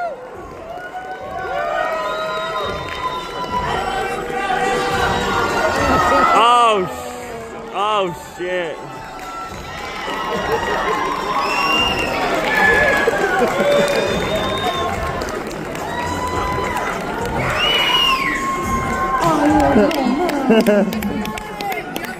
Hey, you two, who are you supposed to be? From what show? Vocaloid. It's a software. I'm sorry, what show again? It's a software like that people can buy to make voices. It's a caption Oh, software. okay. Yeah, like from what Miku is. Is that anime? There's like kind of in the art side. Oh, I see. Okay. I like your hairstyle. You look like just like Sora from Kingdom Hearts or Goku. Oh my God! Yo! Holy shit! Oh, that's not dumb. Watch yourself. Okay, yeah, my battery's on 25%. I need to charge my phone. From Fallout, we have a Wastelander!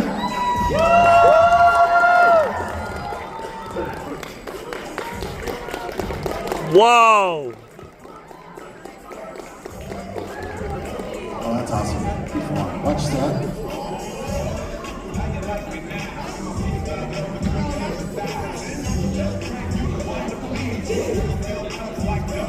From One Piece, Trafalgar!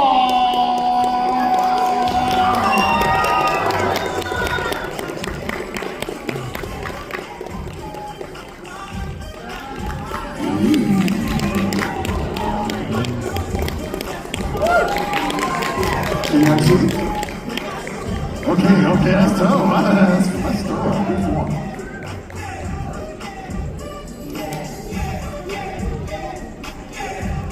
From the 12 Musketeers, Milady de Winter and Athos.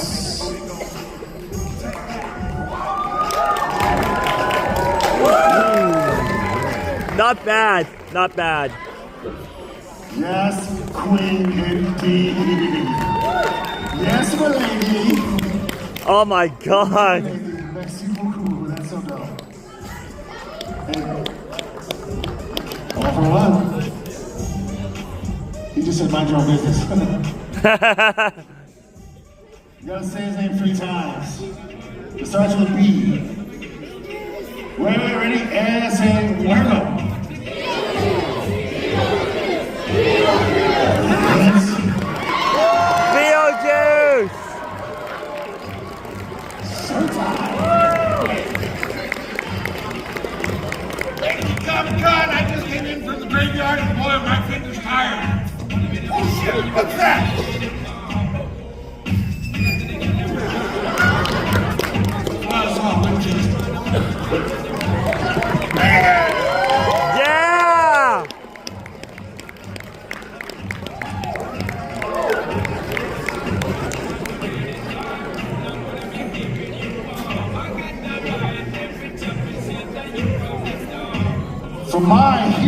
Macadamia Hot!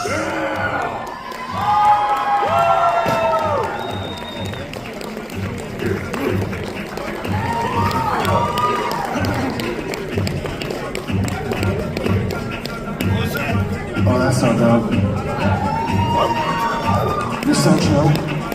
I'm with it.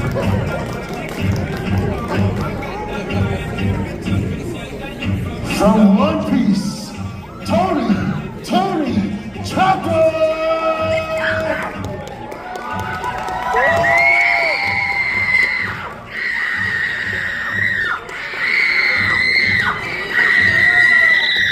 Oh my god! Oh my god! Holy shit! What the hell? Yo, what the hell? From the Terrifier, Art the Clown! Oh my god! Oh, from Terrifier! I haven't seen those movies! A lot of people recommend me watching it. It's actually really good.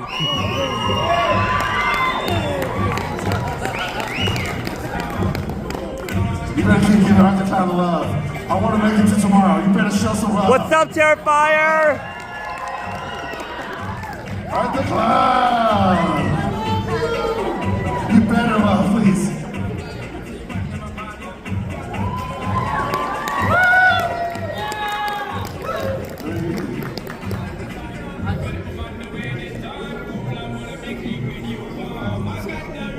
For Sonic the Hedgehog, Rouge and Shadow! Oh my god!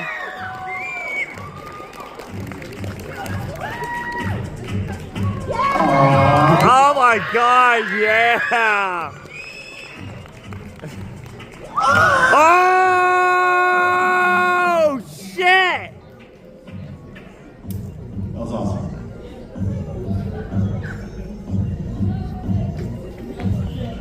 We have, next up, coming up, the Shark Jedi! The Shark Jedi? Oh my god.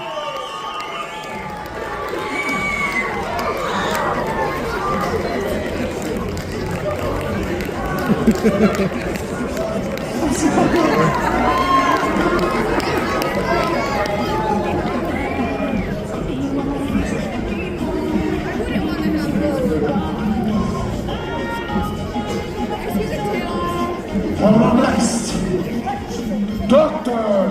Smiley!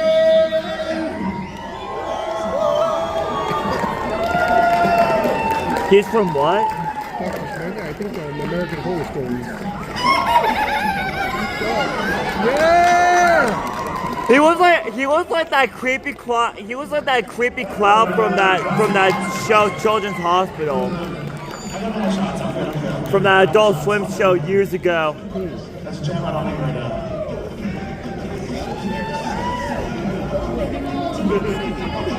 Dr. Smiley. Oh, that's all you're talking about. Your patience awaits. Yeah. You have an appointment.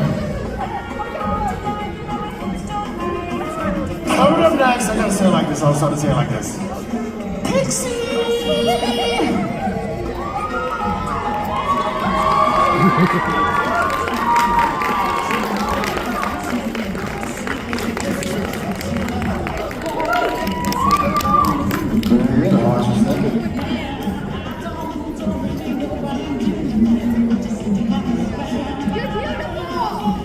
For Five Nights at Freddy, we got Sandra! Oh my god!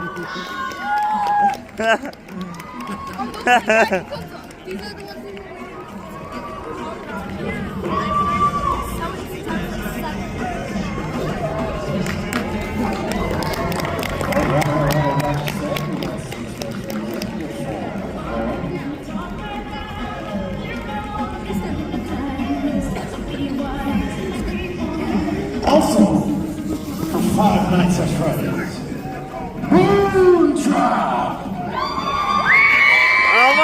god.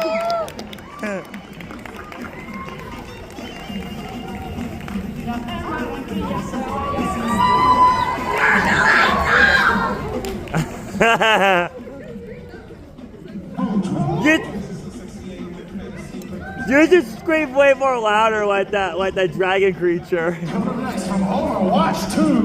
Overwatch! Oh my goodness.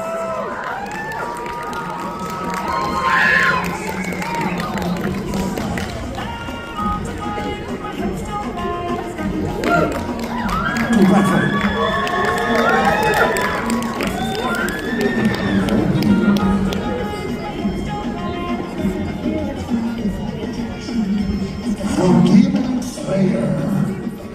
No skin! Yeah!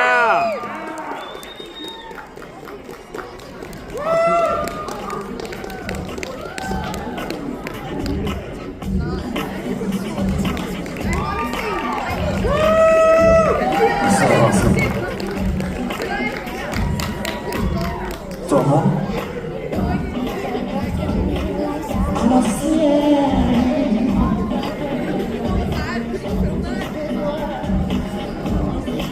For Red Dead Redemption, we got a room to Cowboy!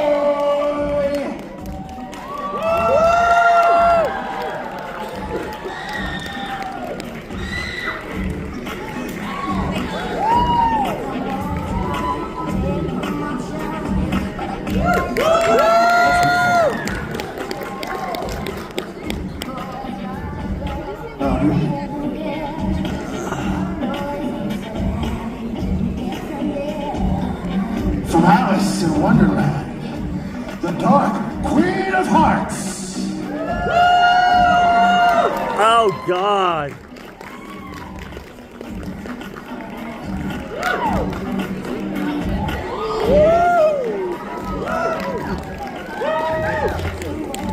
Majesty.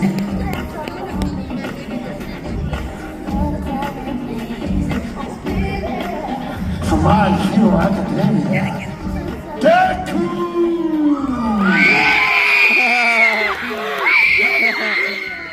Oh my god.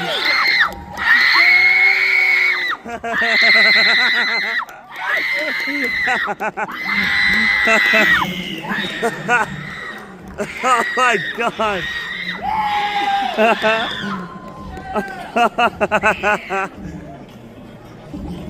Oh my god. From Pirates of the Caribbean, Jack Sparrow? Captain Jack Sparrow! Oh my god!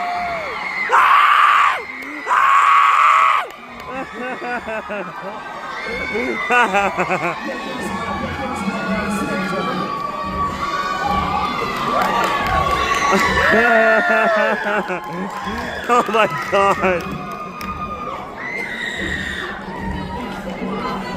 And then we'll see Captain Jack Sparrow walk downstairs. That's awesome. Oh my god!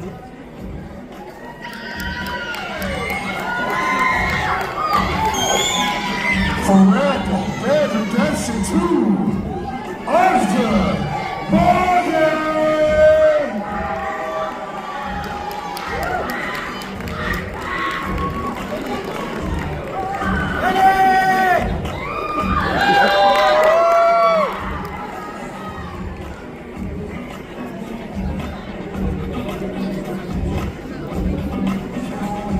Next up, we have Papa!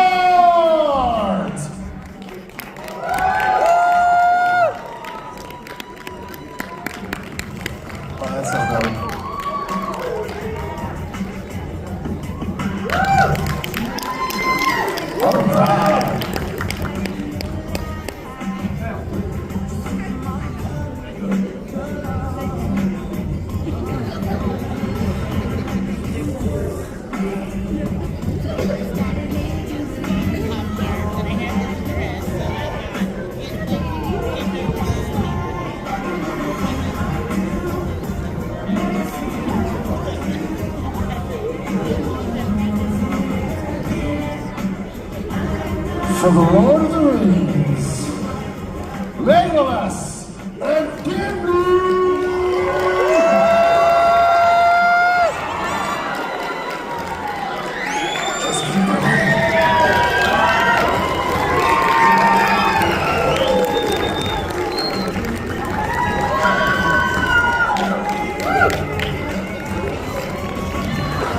That's so awesome. Watch that.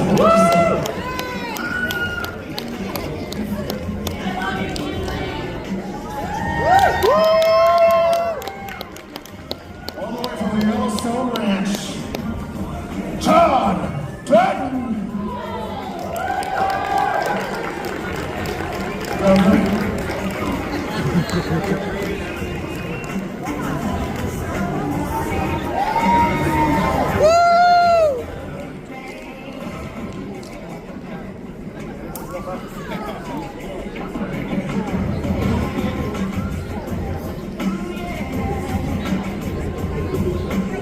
For what we do in the shadows, Laszlo and Lemno! I'm not relentless, this is Laszlo Craven's work, and name is Princess Leia. I would like for you to call me tomorrow and we go for a nice brunch. Notice the hat, hand stitched from 100% witch's skin.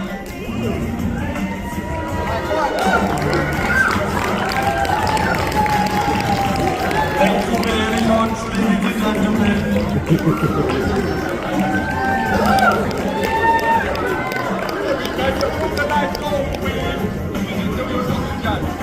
I did not the judge. I look like a man who gave, just let himself go. It's all good. For the Little Mermaid,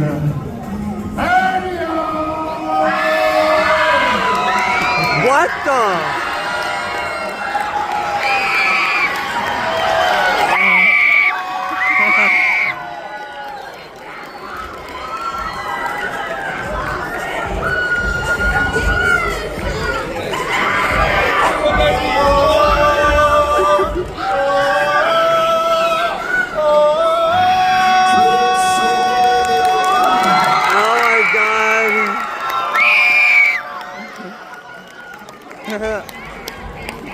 Oh my God.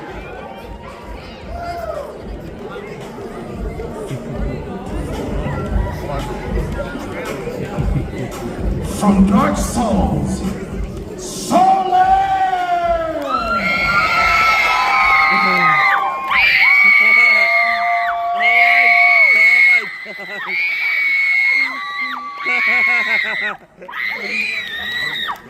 Oh my God.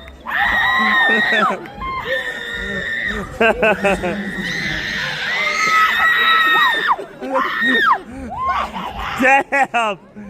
Your girls are going to make me deaf in the morning. The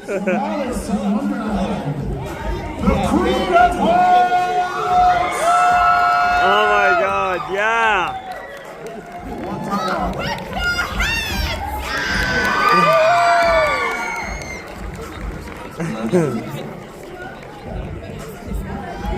Yeah, curtsy, yeah, curtsy.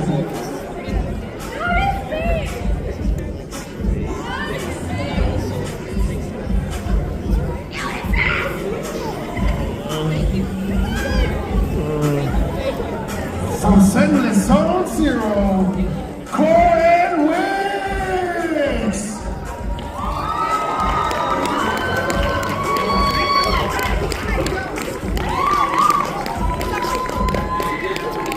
That was awesome.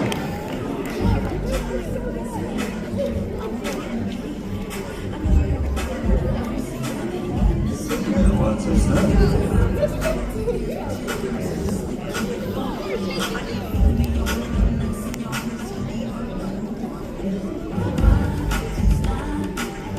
From Master Detective Archives, Shinigami!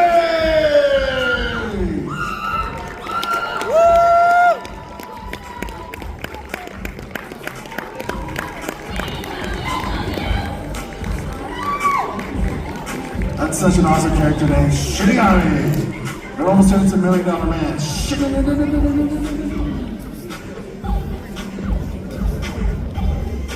From Bayonetta. Bayonetta!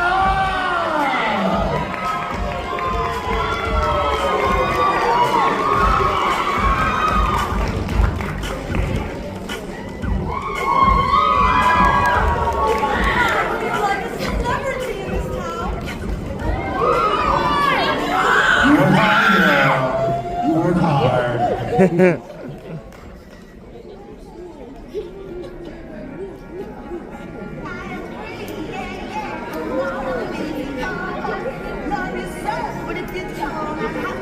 From Dream SMP, Passerin, take the blame.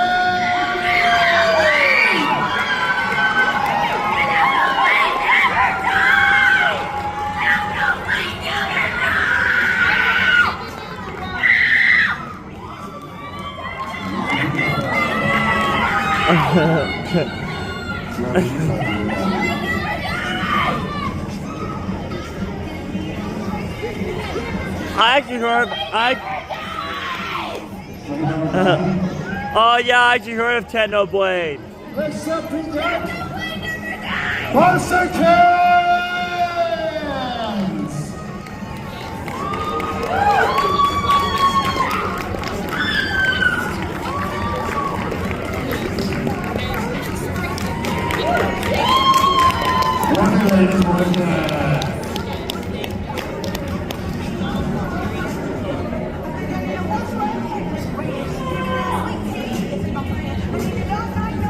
Next up we have the Terminator! Oh my god! Yeah!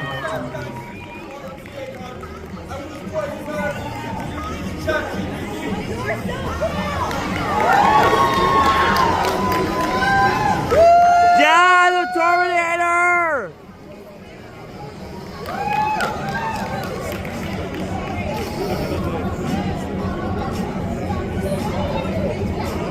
From Candyland, Oakland.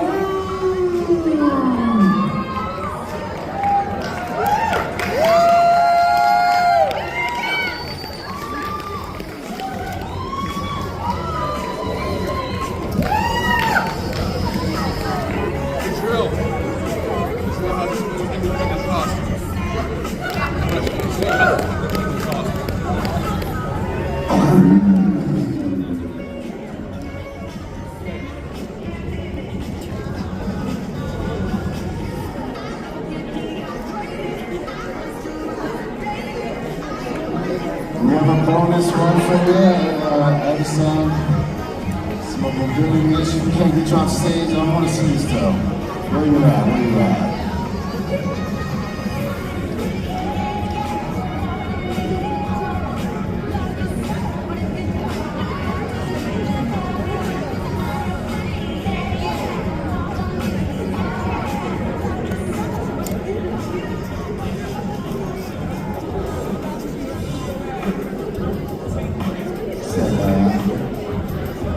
I think that's it.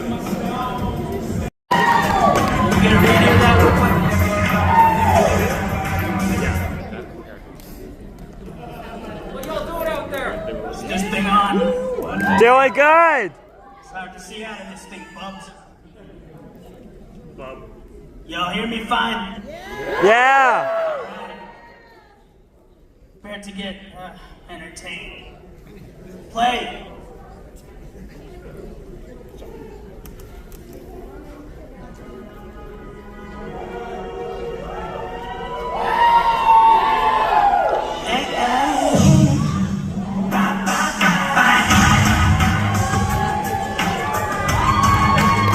Yeah!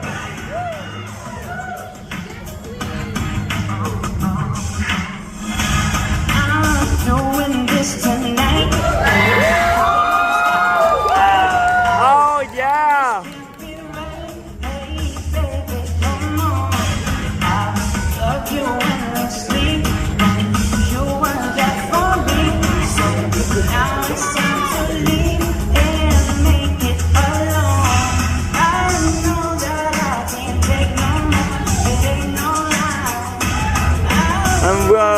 singing, bye, bye, bye.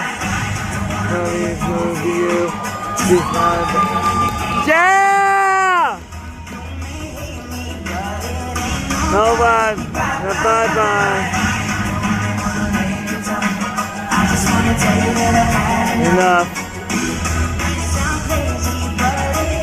Nobody. Bye, bye, bye.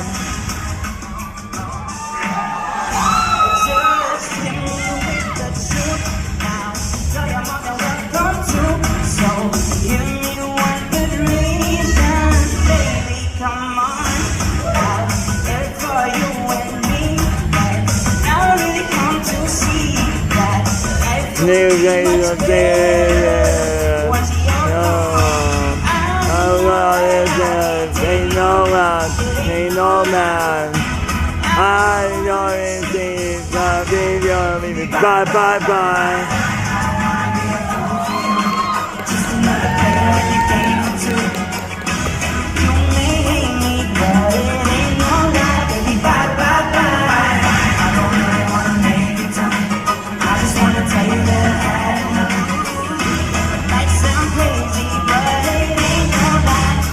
Bye, bye, bye.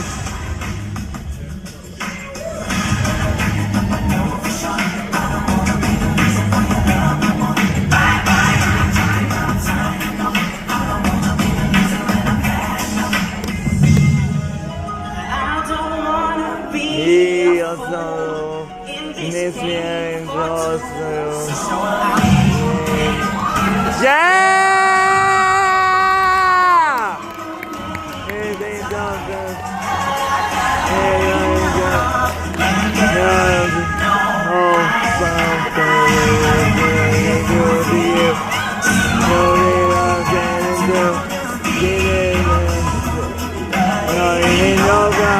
Bye, bye, bye. They gonna baby go. Just gonna say I've had enough. Please don't be sure that they don't no mind. Bye, bye, bye. Yeah!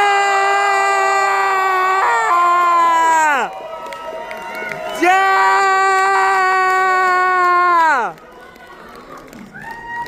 We love you, Deborah Marie!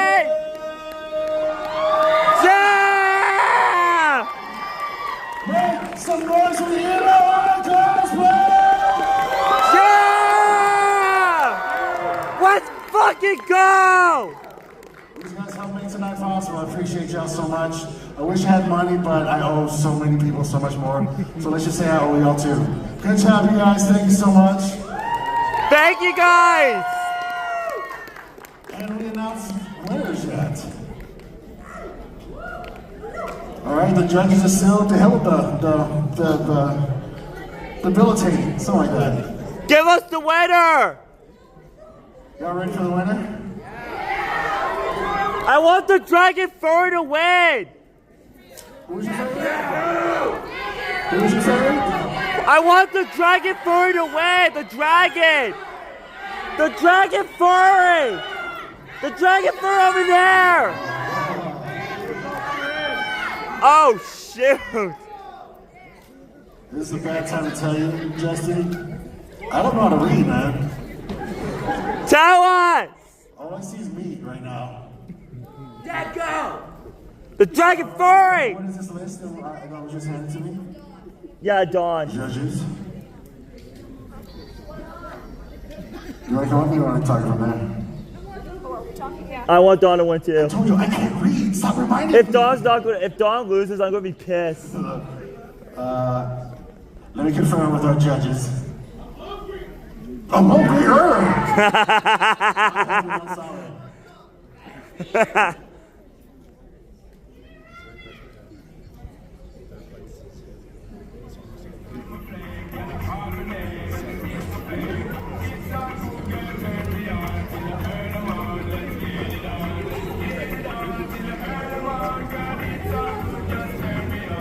I want Dawn to win. Like, you guys were screaming like crazy. What time is it?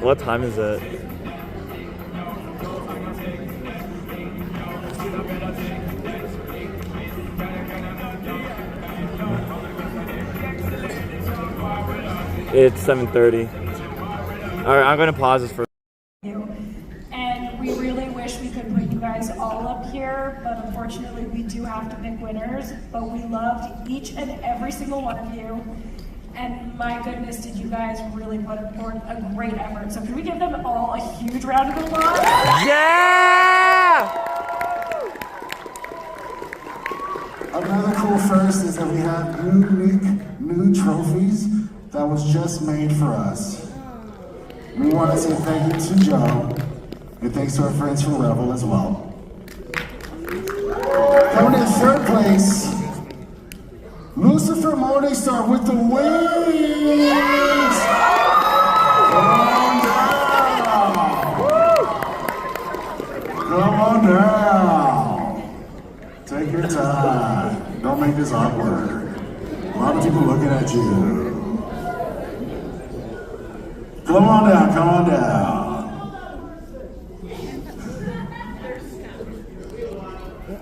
We're cruising, we're cruising. Let's get the music back on a little bit, please.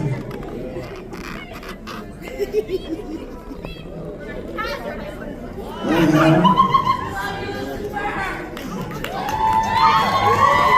Oh, yes.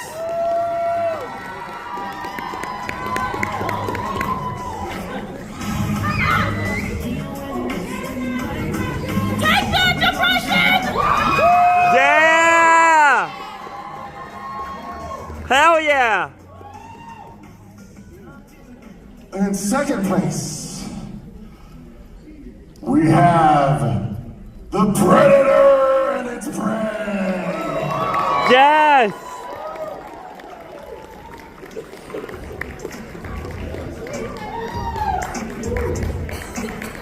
Oh, it is the Predator. Okay.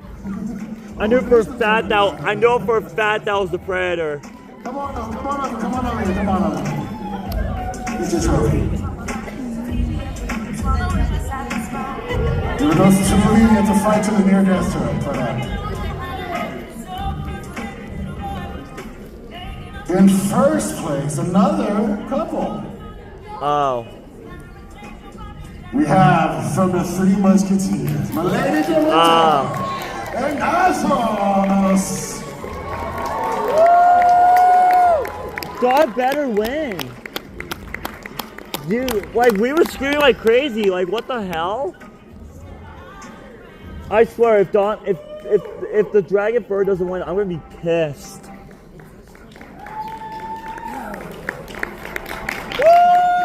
Oh my god. Come on, get your lane. How did he even won first place?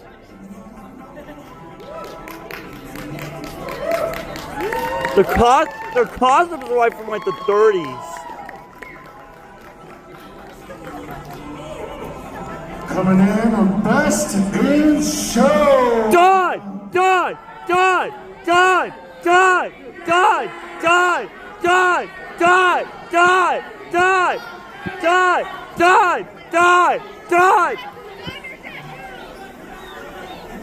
We have Best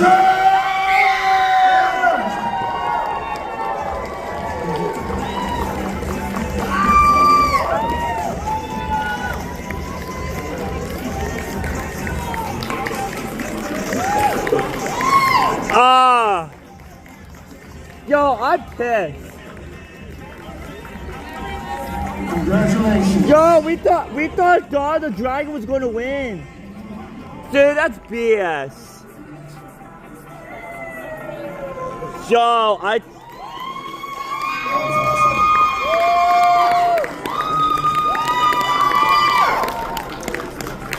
We have our winners tonight. Thank you so much. That takes care of tonight. We have our after party kicking off at the Doubletree Hotel, the ballroom. We have the Power Rangers DJ party. We also have downstairs the karaoke. And we also have bourbon and boots. If you want to get some bourbon, drink some boots. Well, thank you so much. That takes care of tonight. Every single one of our cosplayers, thank you so much. Thank you.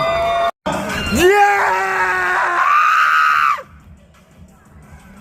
All right, that's downstairs. Saying no, you're in the right room.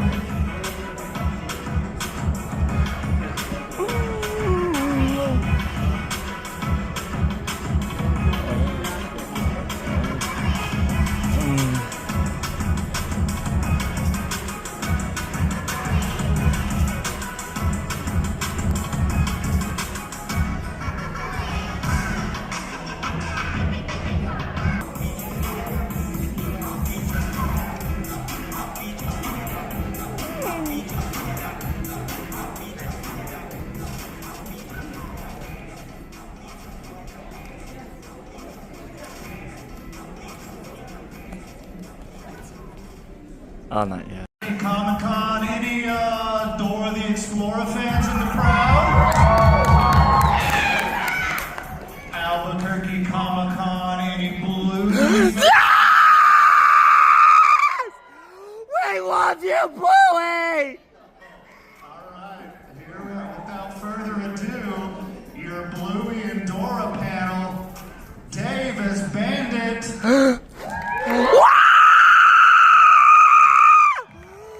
We love you, Bandit!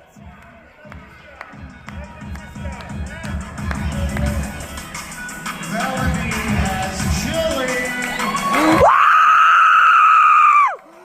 I love you, Chili! Where's my bilingual cartoon fans? Kathleen is Dora the Explorer. Whoa!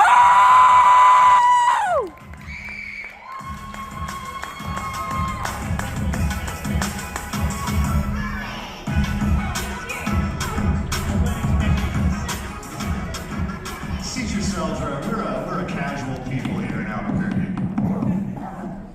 Hello. Thanks, man. Thanks for the intro, man. Absolutely. I want to do like hi, Albuquerque style kind of rollout. Are you ready to chat? Just get my notes up. I can't really see everybody. So how does this work, man?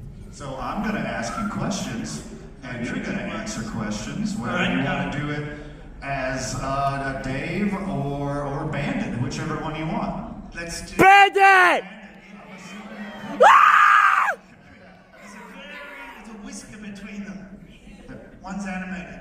So, everybody in the crowd, all my Dora and Bluey fans, we will open up for questions later. The microphone's going to be right there. I'll let you know when it's about time for questions. So, let's get it started with Dora. So I have a child who is 23 now. She's all grown up, but her prime childhood was spent watching Dora the Explorer, learning Spanish from Dora the Explorer. We even put her in a Spanish-speaking elementary school, and now she is fluent, and I'm sure a lot of people out here have that same story. Was that part of the intent originally of Dora?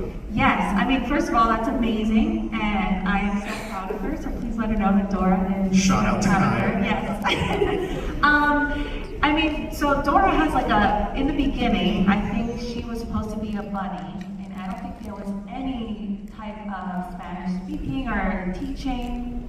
It wasn't supposed to be a part of the show. And I believe one of the executives of Nickelodeon at the time, they were doing a lot of research with kids in schools, and they found that there was kind of a lack in the Latino community for something for the children to connect with. And they fell in love with the culture. I think they went on a few trips to South America, and they just wanted to create a Latina character who was the main character and kind of just teach, about her culture, teach Spanish. And I worked on the pilot that they pitched to Nickelodeon, and they got denied the first time. So, yeah, I know, it's crazy. And the producers, they were like, no, we want to try one more time. Like, we really believe in the show. We recorded another episode, they repitched it got the green light, and she became like this global phenomenon, and it's really crazy. Whoa!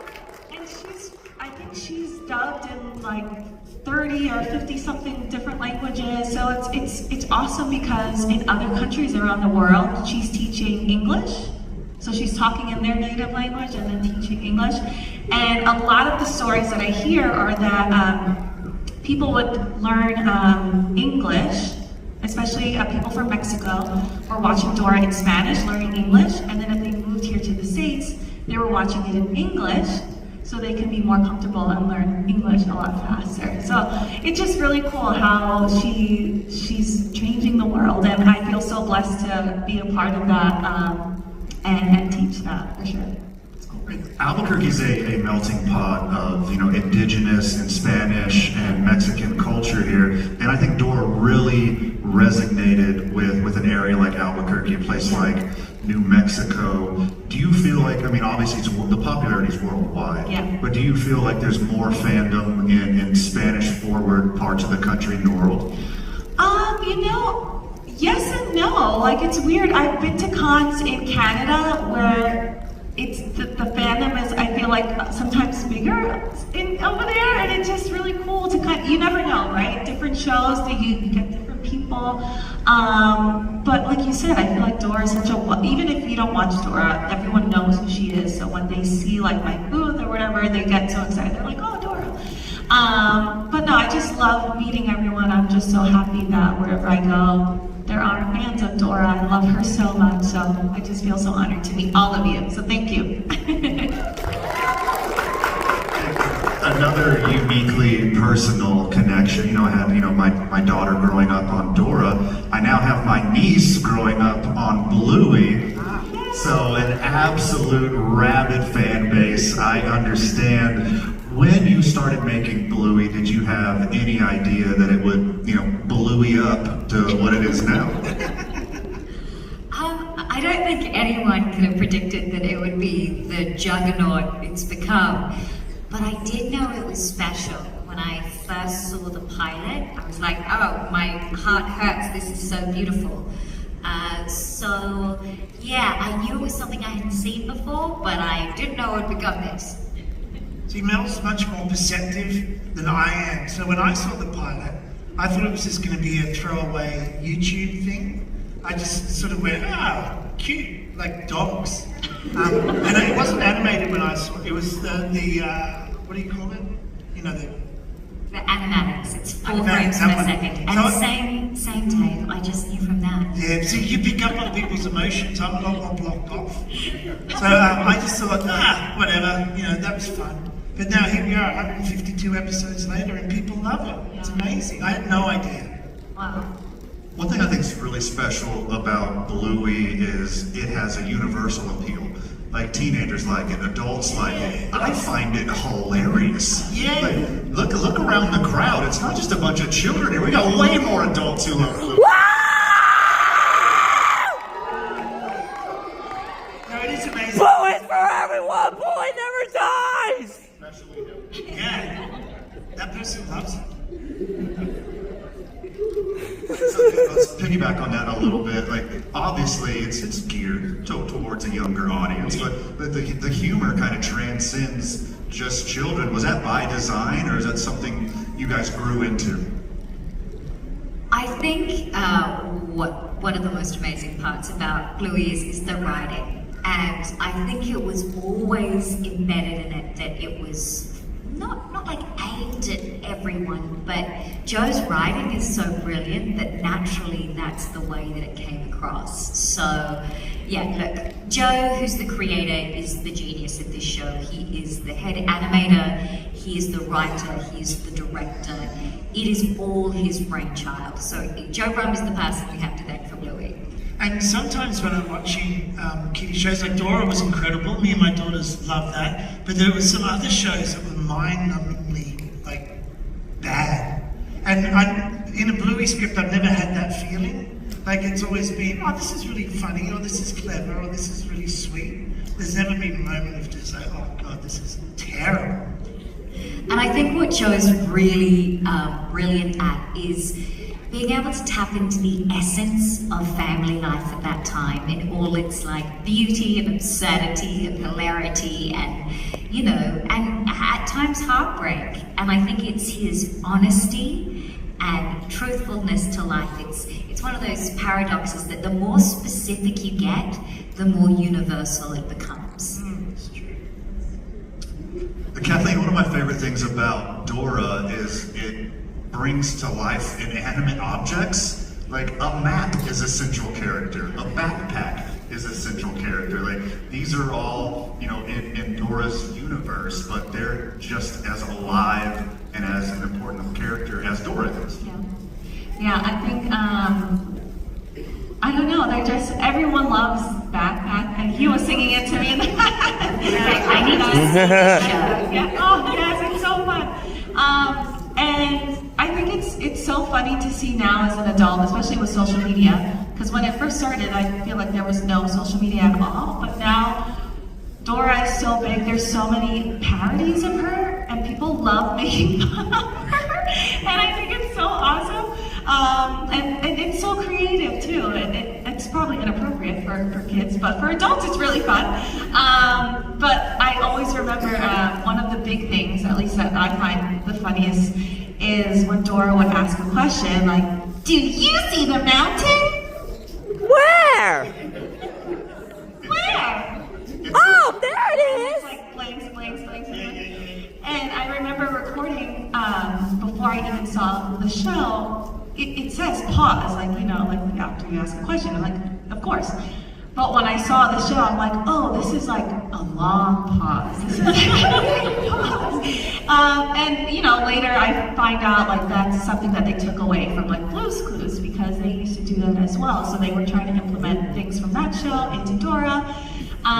So there was purpose for it all, but it is funny to see how people laugh at her about that. And then they just yell at her because she's not answering questions. So, but I feel like Dora is, there's so much in her universe, there's so many different characters, but it's so nice that everyone, they connect with different characters in different ways, so it's kind of cool to see. And I think once you get parodied, you've made it. Yes. Yes. 100%. And it's not just, you know, the cute little school-age girls. I ran into a gentleman on Friday here at the Comic-Con at Duke City Championship Wrestling, and an adult male, a sturdy adult male dressed as Dora, and I was like, oh, everybody gets to do it. That's awesome. It's really awesome, yeah. I love to see it. Like the fandom for Bluey, like I mentioned earlier, you know, is of course it's all ages, but like when you guys go travel around and do this, go to Comic-Cons, are you just as surprised to see all ages dressing up as characters from the show? Like obviously, like you expect, like you see the little baby walk up, you're like, oh, you're 6'4". Yeah. Yeah, I think you expect the little kids and then you expect their parents. But what's really shocked me is people in their 20s who have said, yeah, in their 20s. A lot of people have said, look, I get anxiety and this really helps me, this show, or I had a tricky childhood and I feel like this is reparenting me. And yeah, I really love that it seems to permeate every age group. I have friends who are like, I'm in my 30s, I have no children, and we love this show. I have friends who we use it for a palate cleanser between horror movies. So many uses. A lot of people say they let their pets watch it, which I also love. Kathleen, you know, like I gave the example of my daughter, who, you know, who's a young adult now and grew up with it. Dora's been, you know, around long enough, alive long enough to where you get these testimonials. Like, what do you hear from the lifelong Dora fans? I hear so many things, but we do get a lot of people who come and cry, so I end up crying with them. And I always go back to this one story.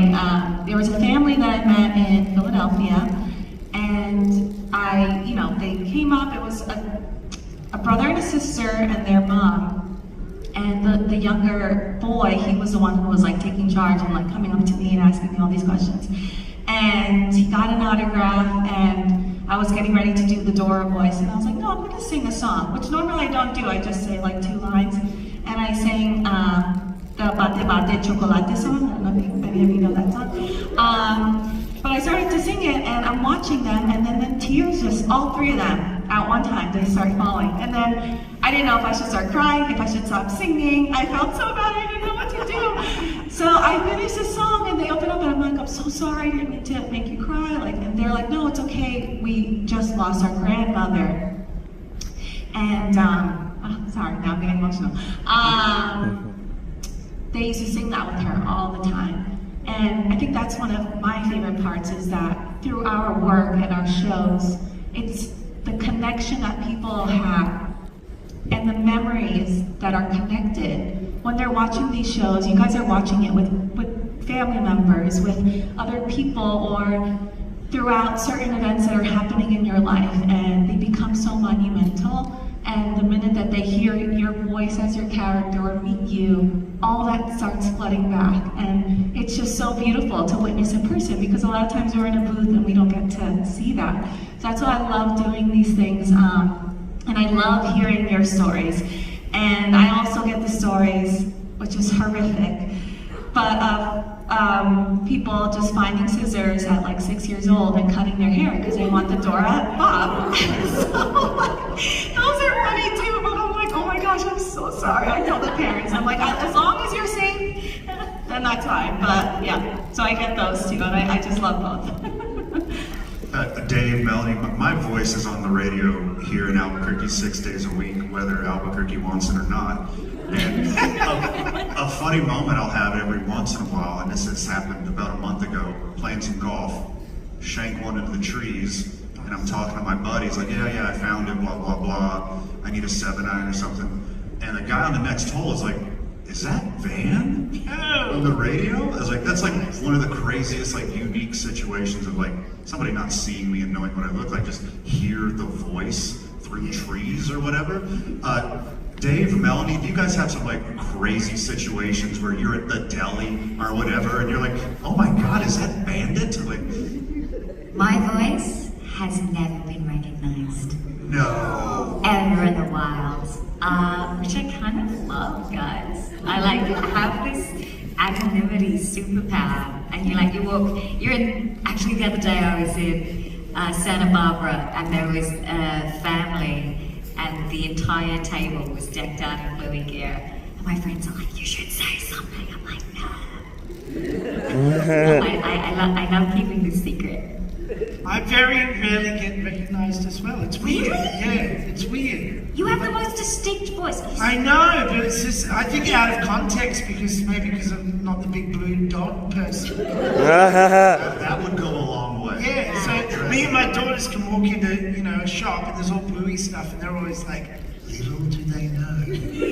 I think I recognise at Woolworths at Roselands in Sydney. That's a supermarket. It's a supermarket. Pretty good. I prefer it over Coles. And this family came from an aisle away, and they were like, "Hey, you sound like Bandit." And I was like, "Yeah, it's me. Nice to meet you. What's your name?" Blah blah. And they were like, "Oh no, you don't really sound that much like it." And I was like, "Yeah, I do it. I do it on the telly. With Chili and big. Nah, you don't actually sound like it now." Then once they see me a bit more, they're like, "Nah, you're not him, dude. Get lost." Dora and Bluey fans, we're going to open up for questions here in a couple minutes. If you want to come up to the microphone, we'll get to you shortly, please. That was a serious tiger.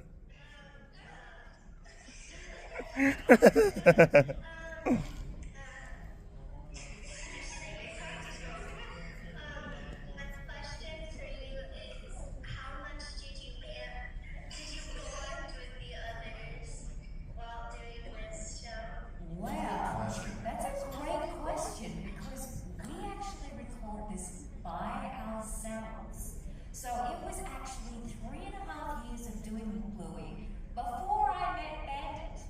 True story.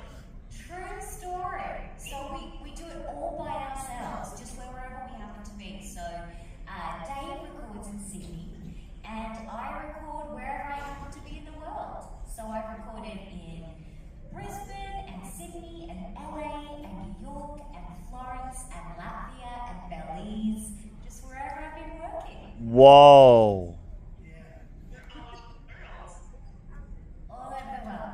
Murphy, Kenna, you guys got one more question? Do you guys wish you guys could do it together? Yes. Yeah. That'd be good. It'd be a lot. It'd make a lot more sense, I think, if we were in the same place doing it. But no, they seem to make it work. Though. Cut and paste and all. Seems to work. Murphy, Kenna, thank you. You guys are so cute. Thank you very much. Thanks, guys. Good questions. That's cute. It was like a live. Today, and it's an honor to be here with you guys because what you meant to my niece and my daughter together. But my original plan was to just have them ask questions for 30 minutes, but I cooked some up at the last minute. Yeah, right. the hardcore fans. Now look at this line. Oh my goodness, I don't know if we have enough time for everybody. All right, who do we have first? Test. Dakota Jim Sorry, the biggest Bluey fan in the house. Hey, here he is. Thank you. Okay, so before I get into YouTube from the Bluey crew, I'm going to ask Dora a question. We're going to do a few questions one at a time. After I finish with Dora, I'll go down to you guys. Okay. Hi, Dakota. Hi. So my question is that my first question for you is how do you manage to get the audition for Dora the Explorer at the age of 7 years old? Good question. My mom had put me into modeling and pageants when I was really young, like around 5. I grew up in New York, so that's where I was at the time, and I got a manager through one of the modeling conventions that were happening in the city, and they connected me with an agent, and I started auditioning, and Dora was one of the first auditions I went on.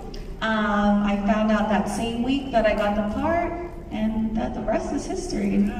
Yeah. So cool. That sounds. We got one for the Bluey crew too. That sounds kind of cool. My second for you is Dora is that You should have done the panel, young man. Okay, so my second question for you, Dora, is that were there any famous actors from like the guest stars on Dora the Explorer? Yes, there was a bunch, especially for like the hour-long features. The first person that comes to mind that I was so excited to meet was John Leguizamo. I really admired him when I was younger. He did some very roles. I don't even know how I watched those movies when I was younger, but I don't know. And he was the pirate pig in one of the episodes, and he was really fun. So yeah, I remember that episode. Yeah. So, and my third and final question is that I know Flash Player got shut down on the very last day of 2020, and I remember when I was like 4 or 5 years old when I used to go to like the Noggin and Nick Jr. website and play all those Dora Flash games, like the puzzle games. Like it feels like I'm playing like an actual episode of Dora the Explorer. Do you even though it got shut down in 2020, and I don't know if there's like an emulator that you can like play those games or whatever. Oh, hold on, sorry about that. So what do you feel about those Flash Players games getting shut down like years ago after that? You know, I'm gonna have to look into that more because I don't remember too much, but I do remember those games. I remember them being a lot of fun, but I believe there's probably a way to get them back if I believe so. I'll look into that though. I remember the RAF game. I used to play that game a lot as a kid. I remember that one too. Okay, so my question, one question for the Bluey crew, which is Bandit. Even though you are the voice of Bandit, Yeah. what were your favorite moments in the show that you did, which was like one of your favorite episodes? My standout favorite moment was when I read in the script that it had bumworms written, and then I got to yell out bumworms, and that was the highlight of my life, really. Okay, we got one more. We had a bit of a technical problem with that mic. First off, I love the passion, I love the fandom, but we got a lot of people here. Yeah. All right, I'm going to make this quick. So my one question is for Chili, is that I know that there's a lot of heartwarming moments that I actually love, like the Christmas episode where Bluey sucks his hand to apologize. Like when I saw that, I literally cried because Socks and Bluey are like my favorite characters, and especially the episode Sleepy Time in the Sign. What is like the most heartwarming moment you ever have in any of the episodes in Bluey? It's probably in Sleepy Time, where Mum is the sun. I honestly agree. Like the episode was so popular with the music, it actually won an award for Best Bluey Episode. It's my favorite. Thank you guys. I love you guys. Thank you guys so much for coming out. Hope you guys come out to Albuquerque Comic Con very soon. And you guys really touched my heart. You really made my day. Thank you guys. Thank you. question is to all of you. Did you think about this when you were a kid? Ooh, as in being a voice actor? Yeah. You know what? I remember seeing A Bug's Life and thinking, I would love to be a voice in a Disney cartoon. And now Bluey is streaming on Disney, so it's like a dream come true. Yes.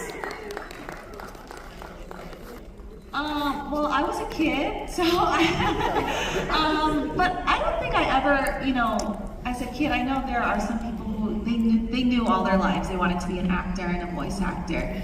I knew I liked to perform, but I was really shy when I wasn't performing. So I think performing or being on a stage really helped me to push out of that, and I think I liked doing that. So especially when I got Dora and being a voice actor, you still get to be in a booth by yourself, no one's really watching you. So it was kind of fun just to be myself and let loose and not have to worry about, what I'm wearing or what my face looks like. And I just got to be a kid and have fun. So it was really fun. I definitely didn't even know it was a job being a voice actor. Really? Yeah, I thought that they were the characters just sounded like that. But like you said, Captain, being a voice actor is great because you're just in a booth by yourself and you don't have to worry about any physical movements and places. That's why people like Melanie who do, real acting in real life, that is such a challenging thing to do, and I would find that almost impossible. Good question. Great question, thank you. Thank you, and I was watching both of you when I was a little kid. Yeah. Big girl now. Well, I was watching Kathleen, listening to Kathleen. She's great. Thank you so much. So this is not a question, just really a comment to you all. That was my son Theo, he's 7, but I also have a 21 and 24-year-old. I remember the moment where I saw my very first Dora the Explorer show 23 years ago. I got to meet Mr. Rogers when I was 7, and it was a core memory. Awesome. So Oh, nice. watching the shows is one thing, but seeing the people is building core memories in kids. And so thank you for coming all the way out here. Oh, thank you. Thank you. Thank you for having me. It's been awesome. Thank you.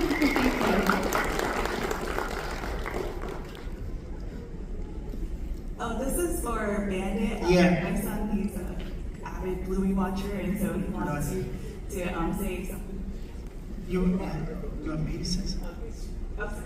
He's shy. He wants you to say, oh, biscuits. Ah, biscuits!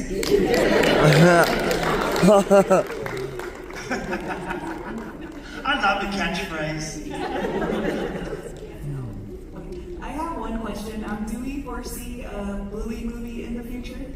Yes, in 2027. It's on the internet. It's actually been announced that there will be a Bluey movie that will come out in 2027. Let's go!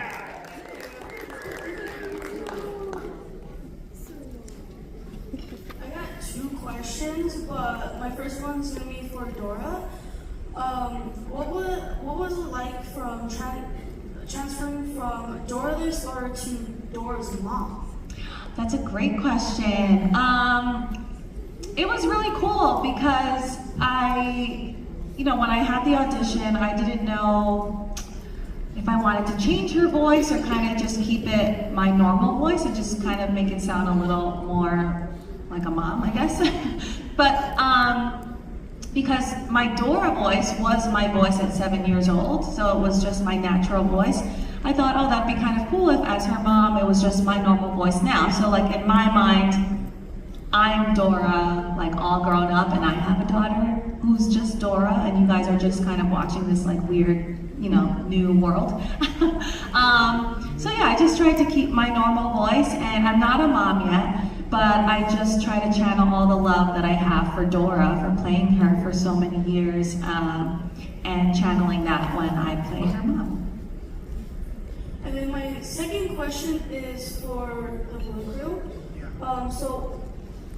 So I have 2 nieces named Lily and Emily, who they are 6 to 5. and they love watching Bluey. Is there a way you guys can say hi to him in character? Yeah, let me see if I can slip into my Bandit Healer character. Hi, dude. Hey guys!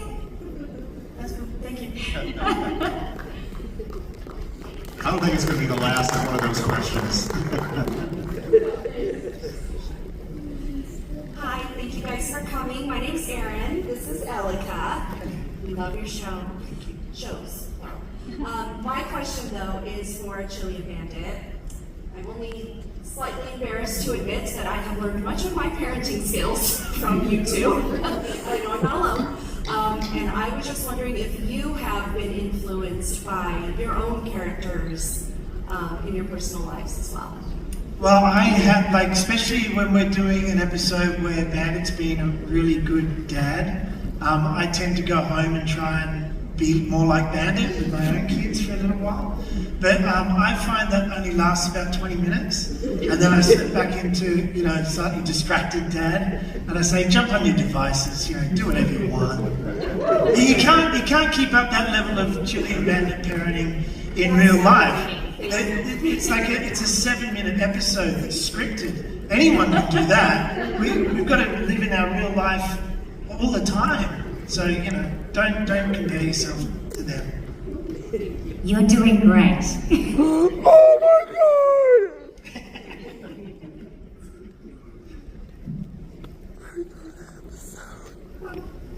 Hello.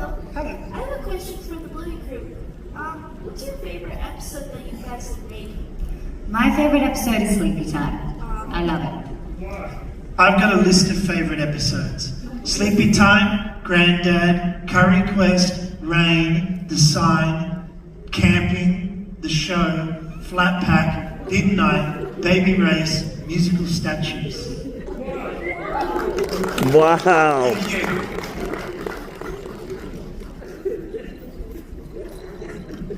Appreciate the preparation. Yeah, no worries. Hello. My name is Cedar. Nice to meet you guys. Hi, Cedar. Hello. This is a question for David and Melanie. David, I noticed that Bandit seems to get hurt a lot in the show.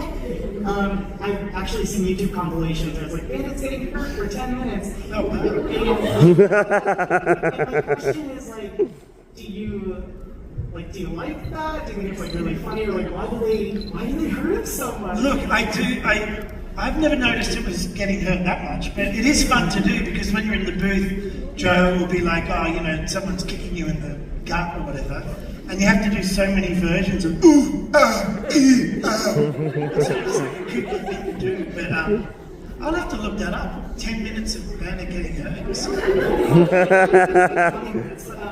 For Melanie, do you ever get kind of jealous of that, where you're like, oh, I want to do more exciting things, or I want to make... Do I get jealous of getting hurt? What? No, but I feel like there's lots of vocally fun things that Chili gets to do in the show as well. And sometimes when Bandit's doing ridiculous things, I don't know if you've all seen Obstacle Course, when he grabs Bluey, and there's the, what was that? Lots of fun things to do. Got it. Thank you so much, guys. Have a good one. Thank you. Hello. I have a question for Bluey's parents.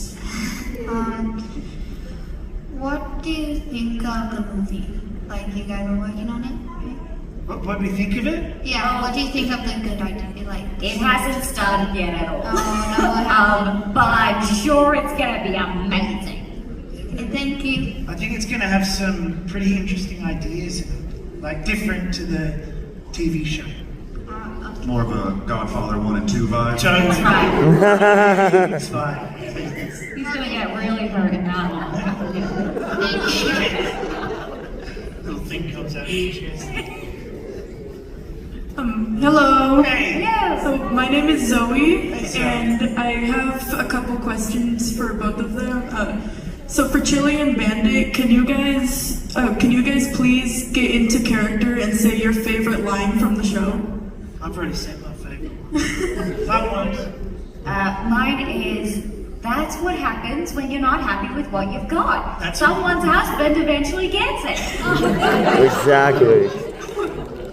And then for Dora, can you like sing a part from your favorite song in your show? Yes, I love this. Okay, so this is from Dora's Fairy Tale Adventure, and she's trying to get the rocks to sing.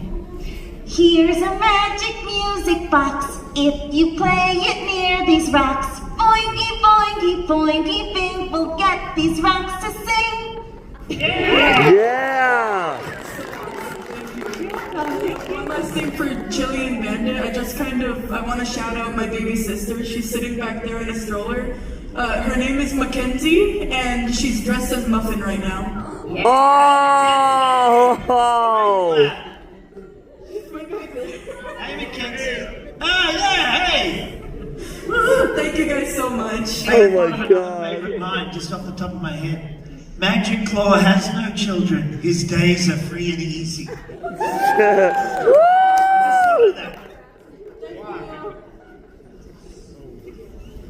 Hello, my name is Isa, and I have a question for Dora. Hi. So, have you ever rewatched your episodes and think that's embarrassing that I said that? Yes, and I haven't rewatched the show in a very long time. I think even when it came out, I saw the premiere and I saw the first show, but I don't know, I get so critical of myself. I'm like, I can't watch it. And it wasn't until recently where I was like, okay, maybe I need to watch it again so I can actually remember what I did so many years ago.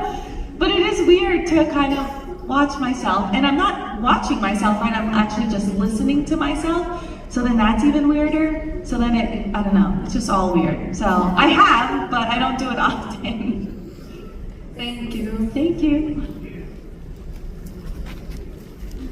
I have a question for the Bluey crew. What do you guys think of Muffin? This gets asked a lot. What do I think of Muffin? I think Muffin has a lot of energy and is a small child. And children are all different. That's what I think about Muffin. I agree with that. Thank you.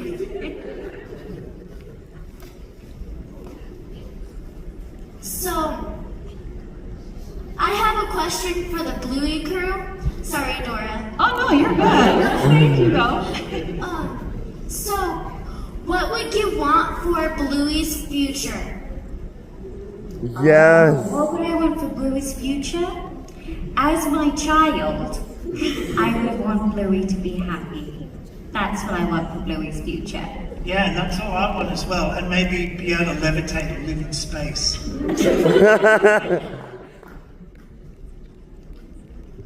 Thank you. Thank you. This is really low because I'm a full-sized human being. Hi, I am a teenage Bluey fan, but I was a Dora kid, so 5 years after Dora started, Go Diego Go started, how do you think that the introduction of a second show and the character of Diego really changed the concept and the culture around Dora? Yeah, it's really funny because Go Diego Go was probably just as successful as Dora. Everybody knows Diego, and I can't think of a show where there was kind of like a spin-off and they both were just like a huge hit. And then, characters started going in between shows. So Dora was on Go Diego Go, and then Diego was on Dora, and it was just awesome. And I think they did it really well. So it was kind of like in the same world, but his was more animal focused, and all of the characters too. He had his own backpack, like rescue pack. So there was like similar elements to both shows, but different enough where people maybe connected more with Diego, or people who connected more with Dora loved Diego too. But then on the flip side of that, a lot of people thought that Dora and Diego were like dating, so then that was weird because they were actually cousins. So maybe they didn't really explain that well, but everyone loved both of them, so it ended up working well. Thank you. Hi, I have a question for the Bluey crew. In the wedding episode of Bluey, towards the end, what do you think would happen if adult Bluey was transported into that episode instead of Kid Bluey? Whoa. Whoa. This is messing with the time-space continuum right now. That's the point. Alright, okay, so they've come back in time as an adult. I think they'd have a great time. I think they'd love it. It's like if you grew up and then went back to like when your auntie and uncle were getting married, but you're an adult. That'd be weird, but also really fun. Really wild. Hey, copyright that and buy the website, like right now. Yeah.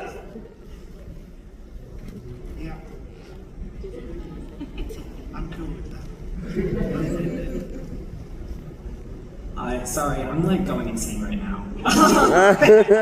So, I have an 11-year-old brother, he loves Bluey. I have a 27-year-old sister who also loves Bluey. And my mom is 53 and she also loves Bluey. Nice. But Bluey just like changed my life in a lot of ways. And I grew up on Dora too, so that really helps. But I started watching Bluey when I realized that I was trans. And that helped a whole lot, so thank you both. I love you both so much, I'm sorry.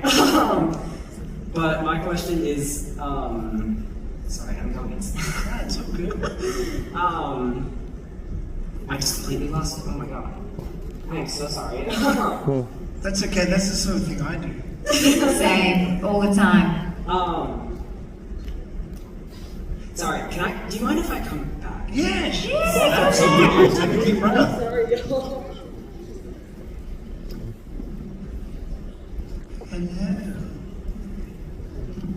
She's shy. This is Ariel, and she has a question for Chili and Bandit.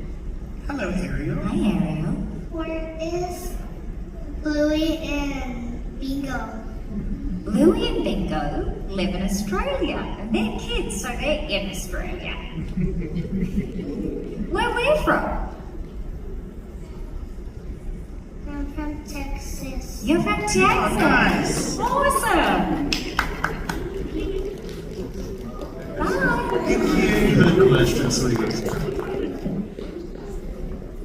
Hello, my name is Eli. I have two questions. The first question is for Dora. If Bluey was in the same world of Dora, would Dora will be more like the Dora show? Would it be more emotional than like? You know what? I would think so. First of all, that'd be really cool. I would love that. But yeah, probably, I don't think Dora really explored too deep with emotions and feelings as much. So that would be kind of cool to bring that element onto the show and explore that. Yeah, for sure. That's a great idea. My second question is for Bluey. What date would season 4 will come out in Bluey? Yes. Mate, you'll know it as soon as we know it. We're the last to find this stuff out. Sorry, we don't have anything solid for you. Okay, that's okay. Understandable. But tell us if you find out. Yeah.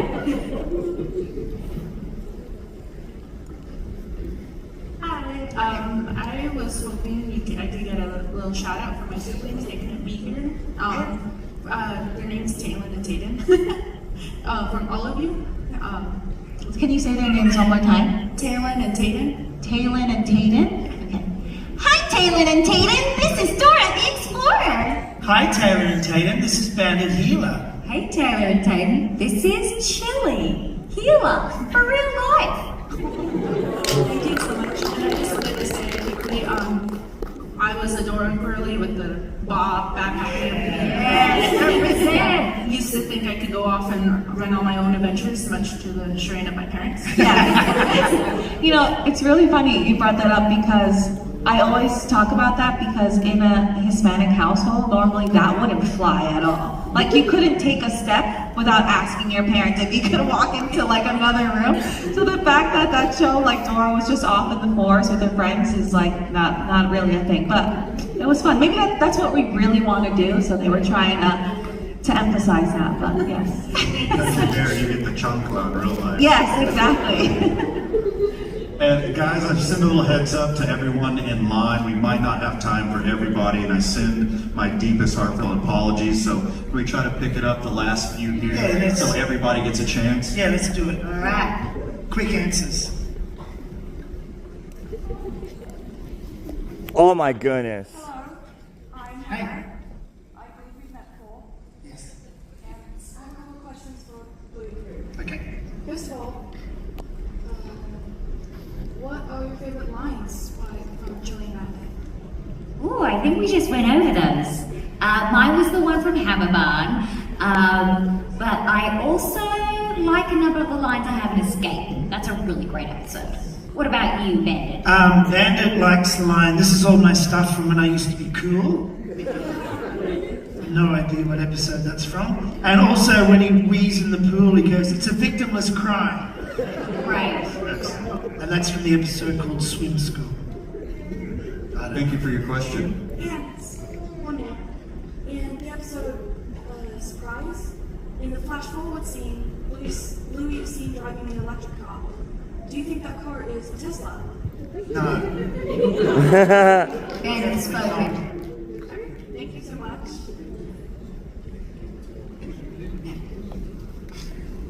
Whoa. My name is RJ Lottie.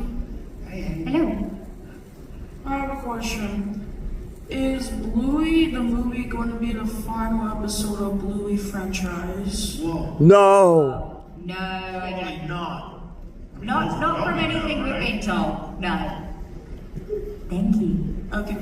Because a lot of people on the internet are like saying, Bluey the movie's going to be the final episode of Bluey. I don't reckon. Well, the internet doesn't know more than us. Let's put it that way. Alright. Yeah, no worries.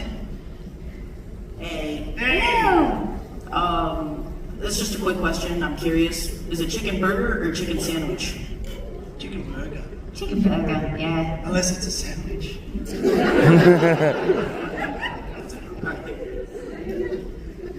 Hi, my name's Althea, and my question is for the Bluey crew.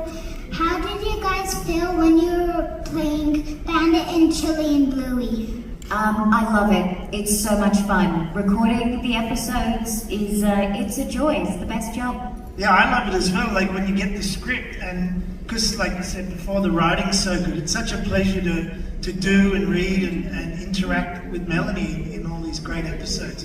I feel really lucky. Me too. Thank you. Hi, my name is Jaylee, and my question is for all of y'all. So I want to know what your guys' favorite character is, other than yourself, from each of your shows. Ooh, okay, I have a joint. It's my children, Bingo and Bluey. They're amazing, particularly when they're the grannies. Yes, I love them. And they were in the Macy's Day Parade too. Yeah, that was so fun. Mine, I always say Boots just because, you know, I feel like I have to, and he was always the funny one. So I always loved and I laughed at him all the time. So Boots is my answer. My favorite one is Unicorns. Oh, unicorns!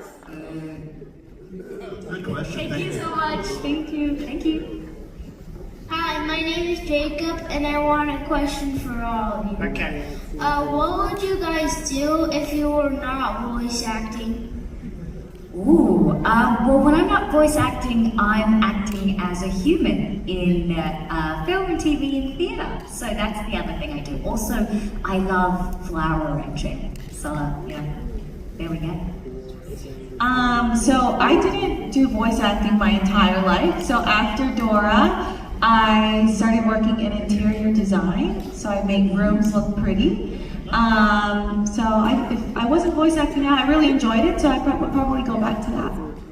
I'm normally doing music stuff, so voice acting is a very small part of my pie chart. So just doing music stuff, or taking the kids to school, I don't know, making lunch. Thank you.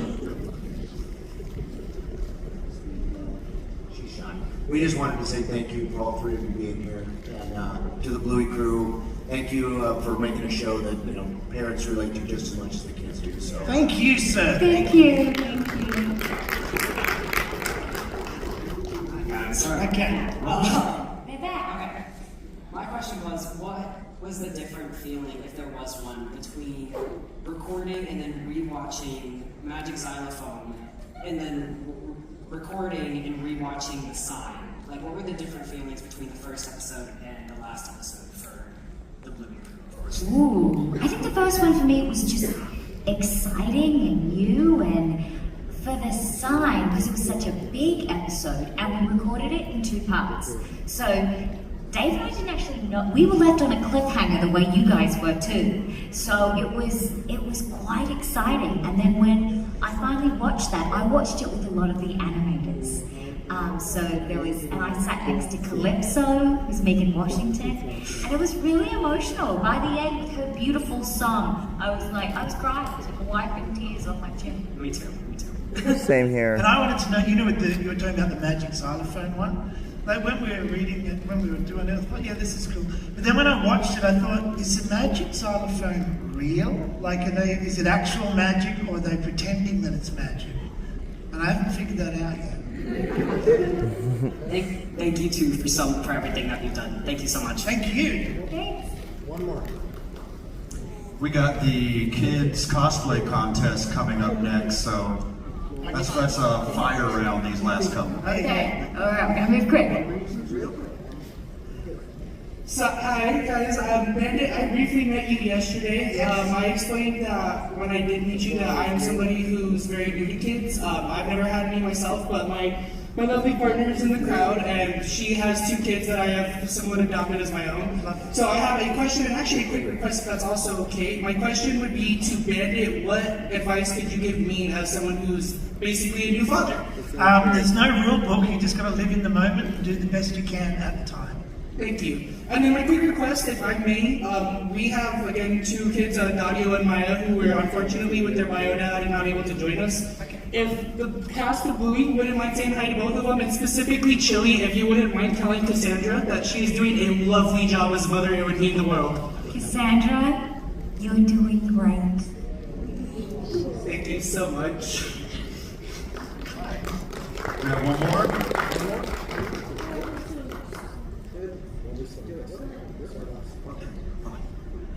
Hi.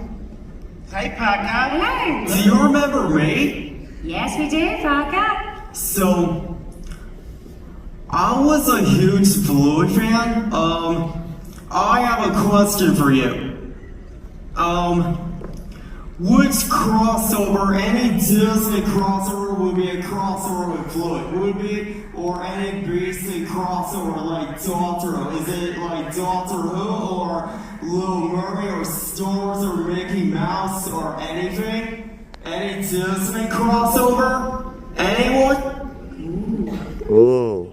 Any crossover? Well, the obvious one is Bluey and Star Wars, right? Oh yeah, Bluey and Star Wars would be amazing. Heck yeah! You find out that Bandit's actually descended from Darth Vader. Chili is Princess Leia and Han Solo's love child. Of course. And then they get together and it's all a bit of a confusing thing, like the cousins thing you were talking about. Yeah, sign me up. I want to watch that. And then it explodes. Good question. Thank you, Mark. We got 2 right here. Alright, you do this. I just want to make an announcement. I'm also a foster kid, so I was watching Bluey when I was a foster kid, and it really made me happy because lots of people watch it and they're not embarrassed to watch it. And I'm grateful that the crowd sometimes are adopting children because you don't know what they're going through and all that. So I'm really happy about that. And also, Bluey made me really, really happy, and it also teaches kids a lesson about life. I love that. Thank Thank you. you so much for that. Okay, last one. I have a quick question. If you were to have a choice to do whatever you want with your show, would you do like a mashup of Bluey and Dora? Yeah. Yes. Sure.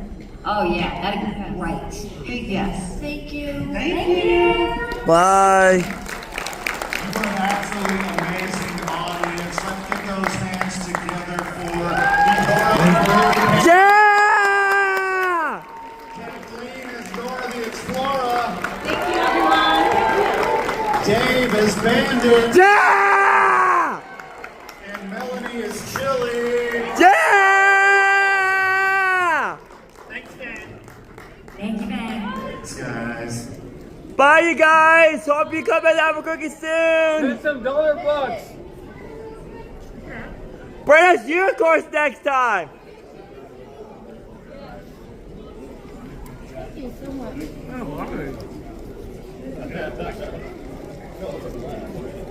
There you go. Thank you. Send some dollar bucks. Bring us unicorns next time. Bye, you guys. I'll miss you.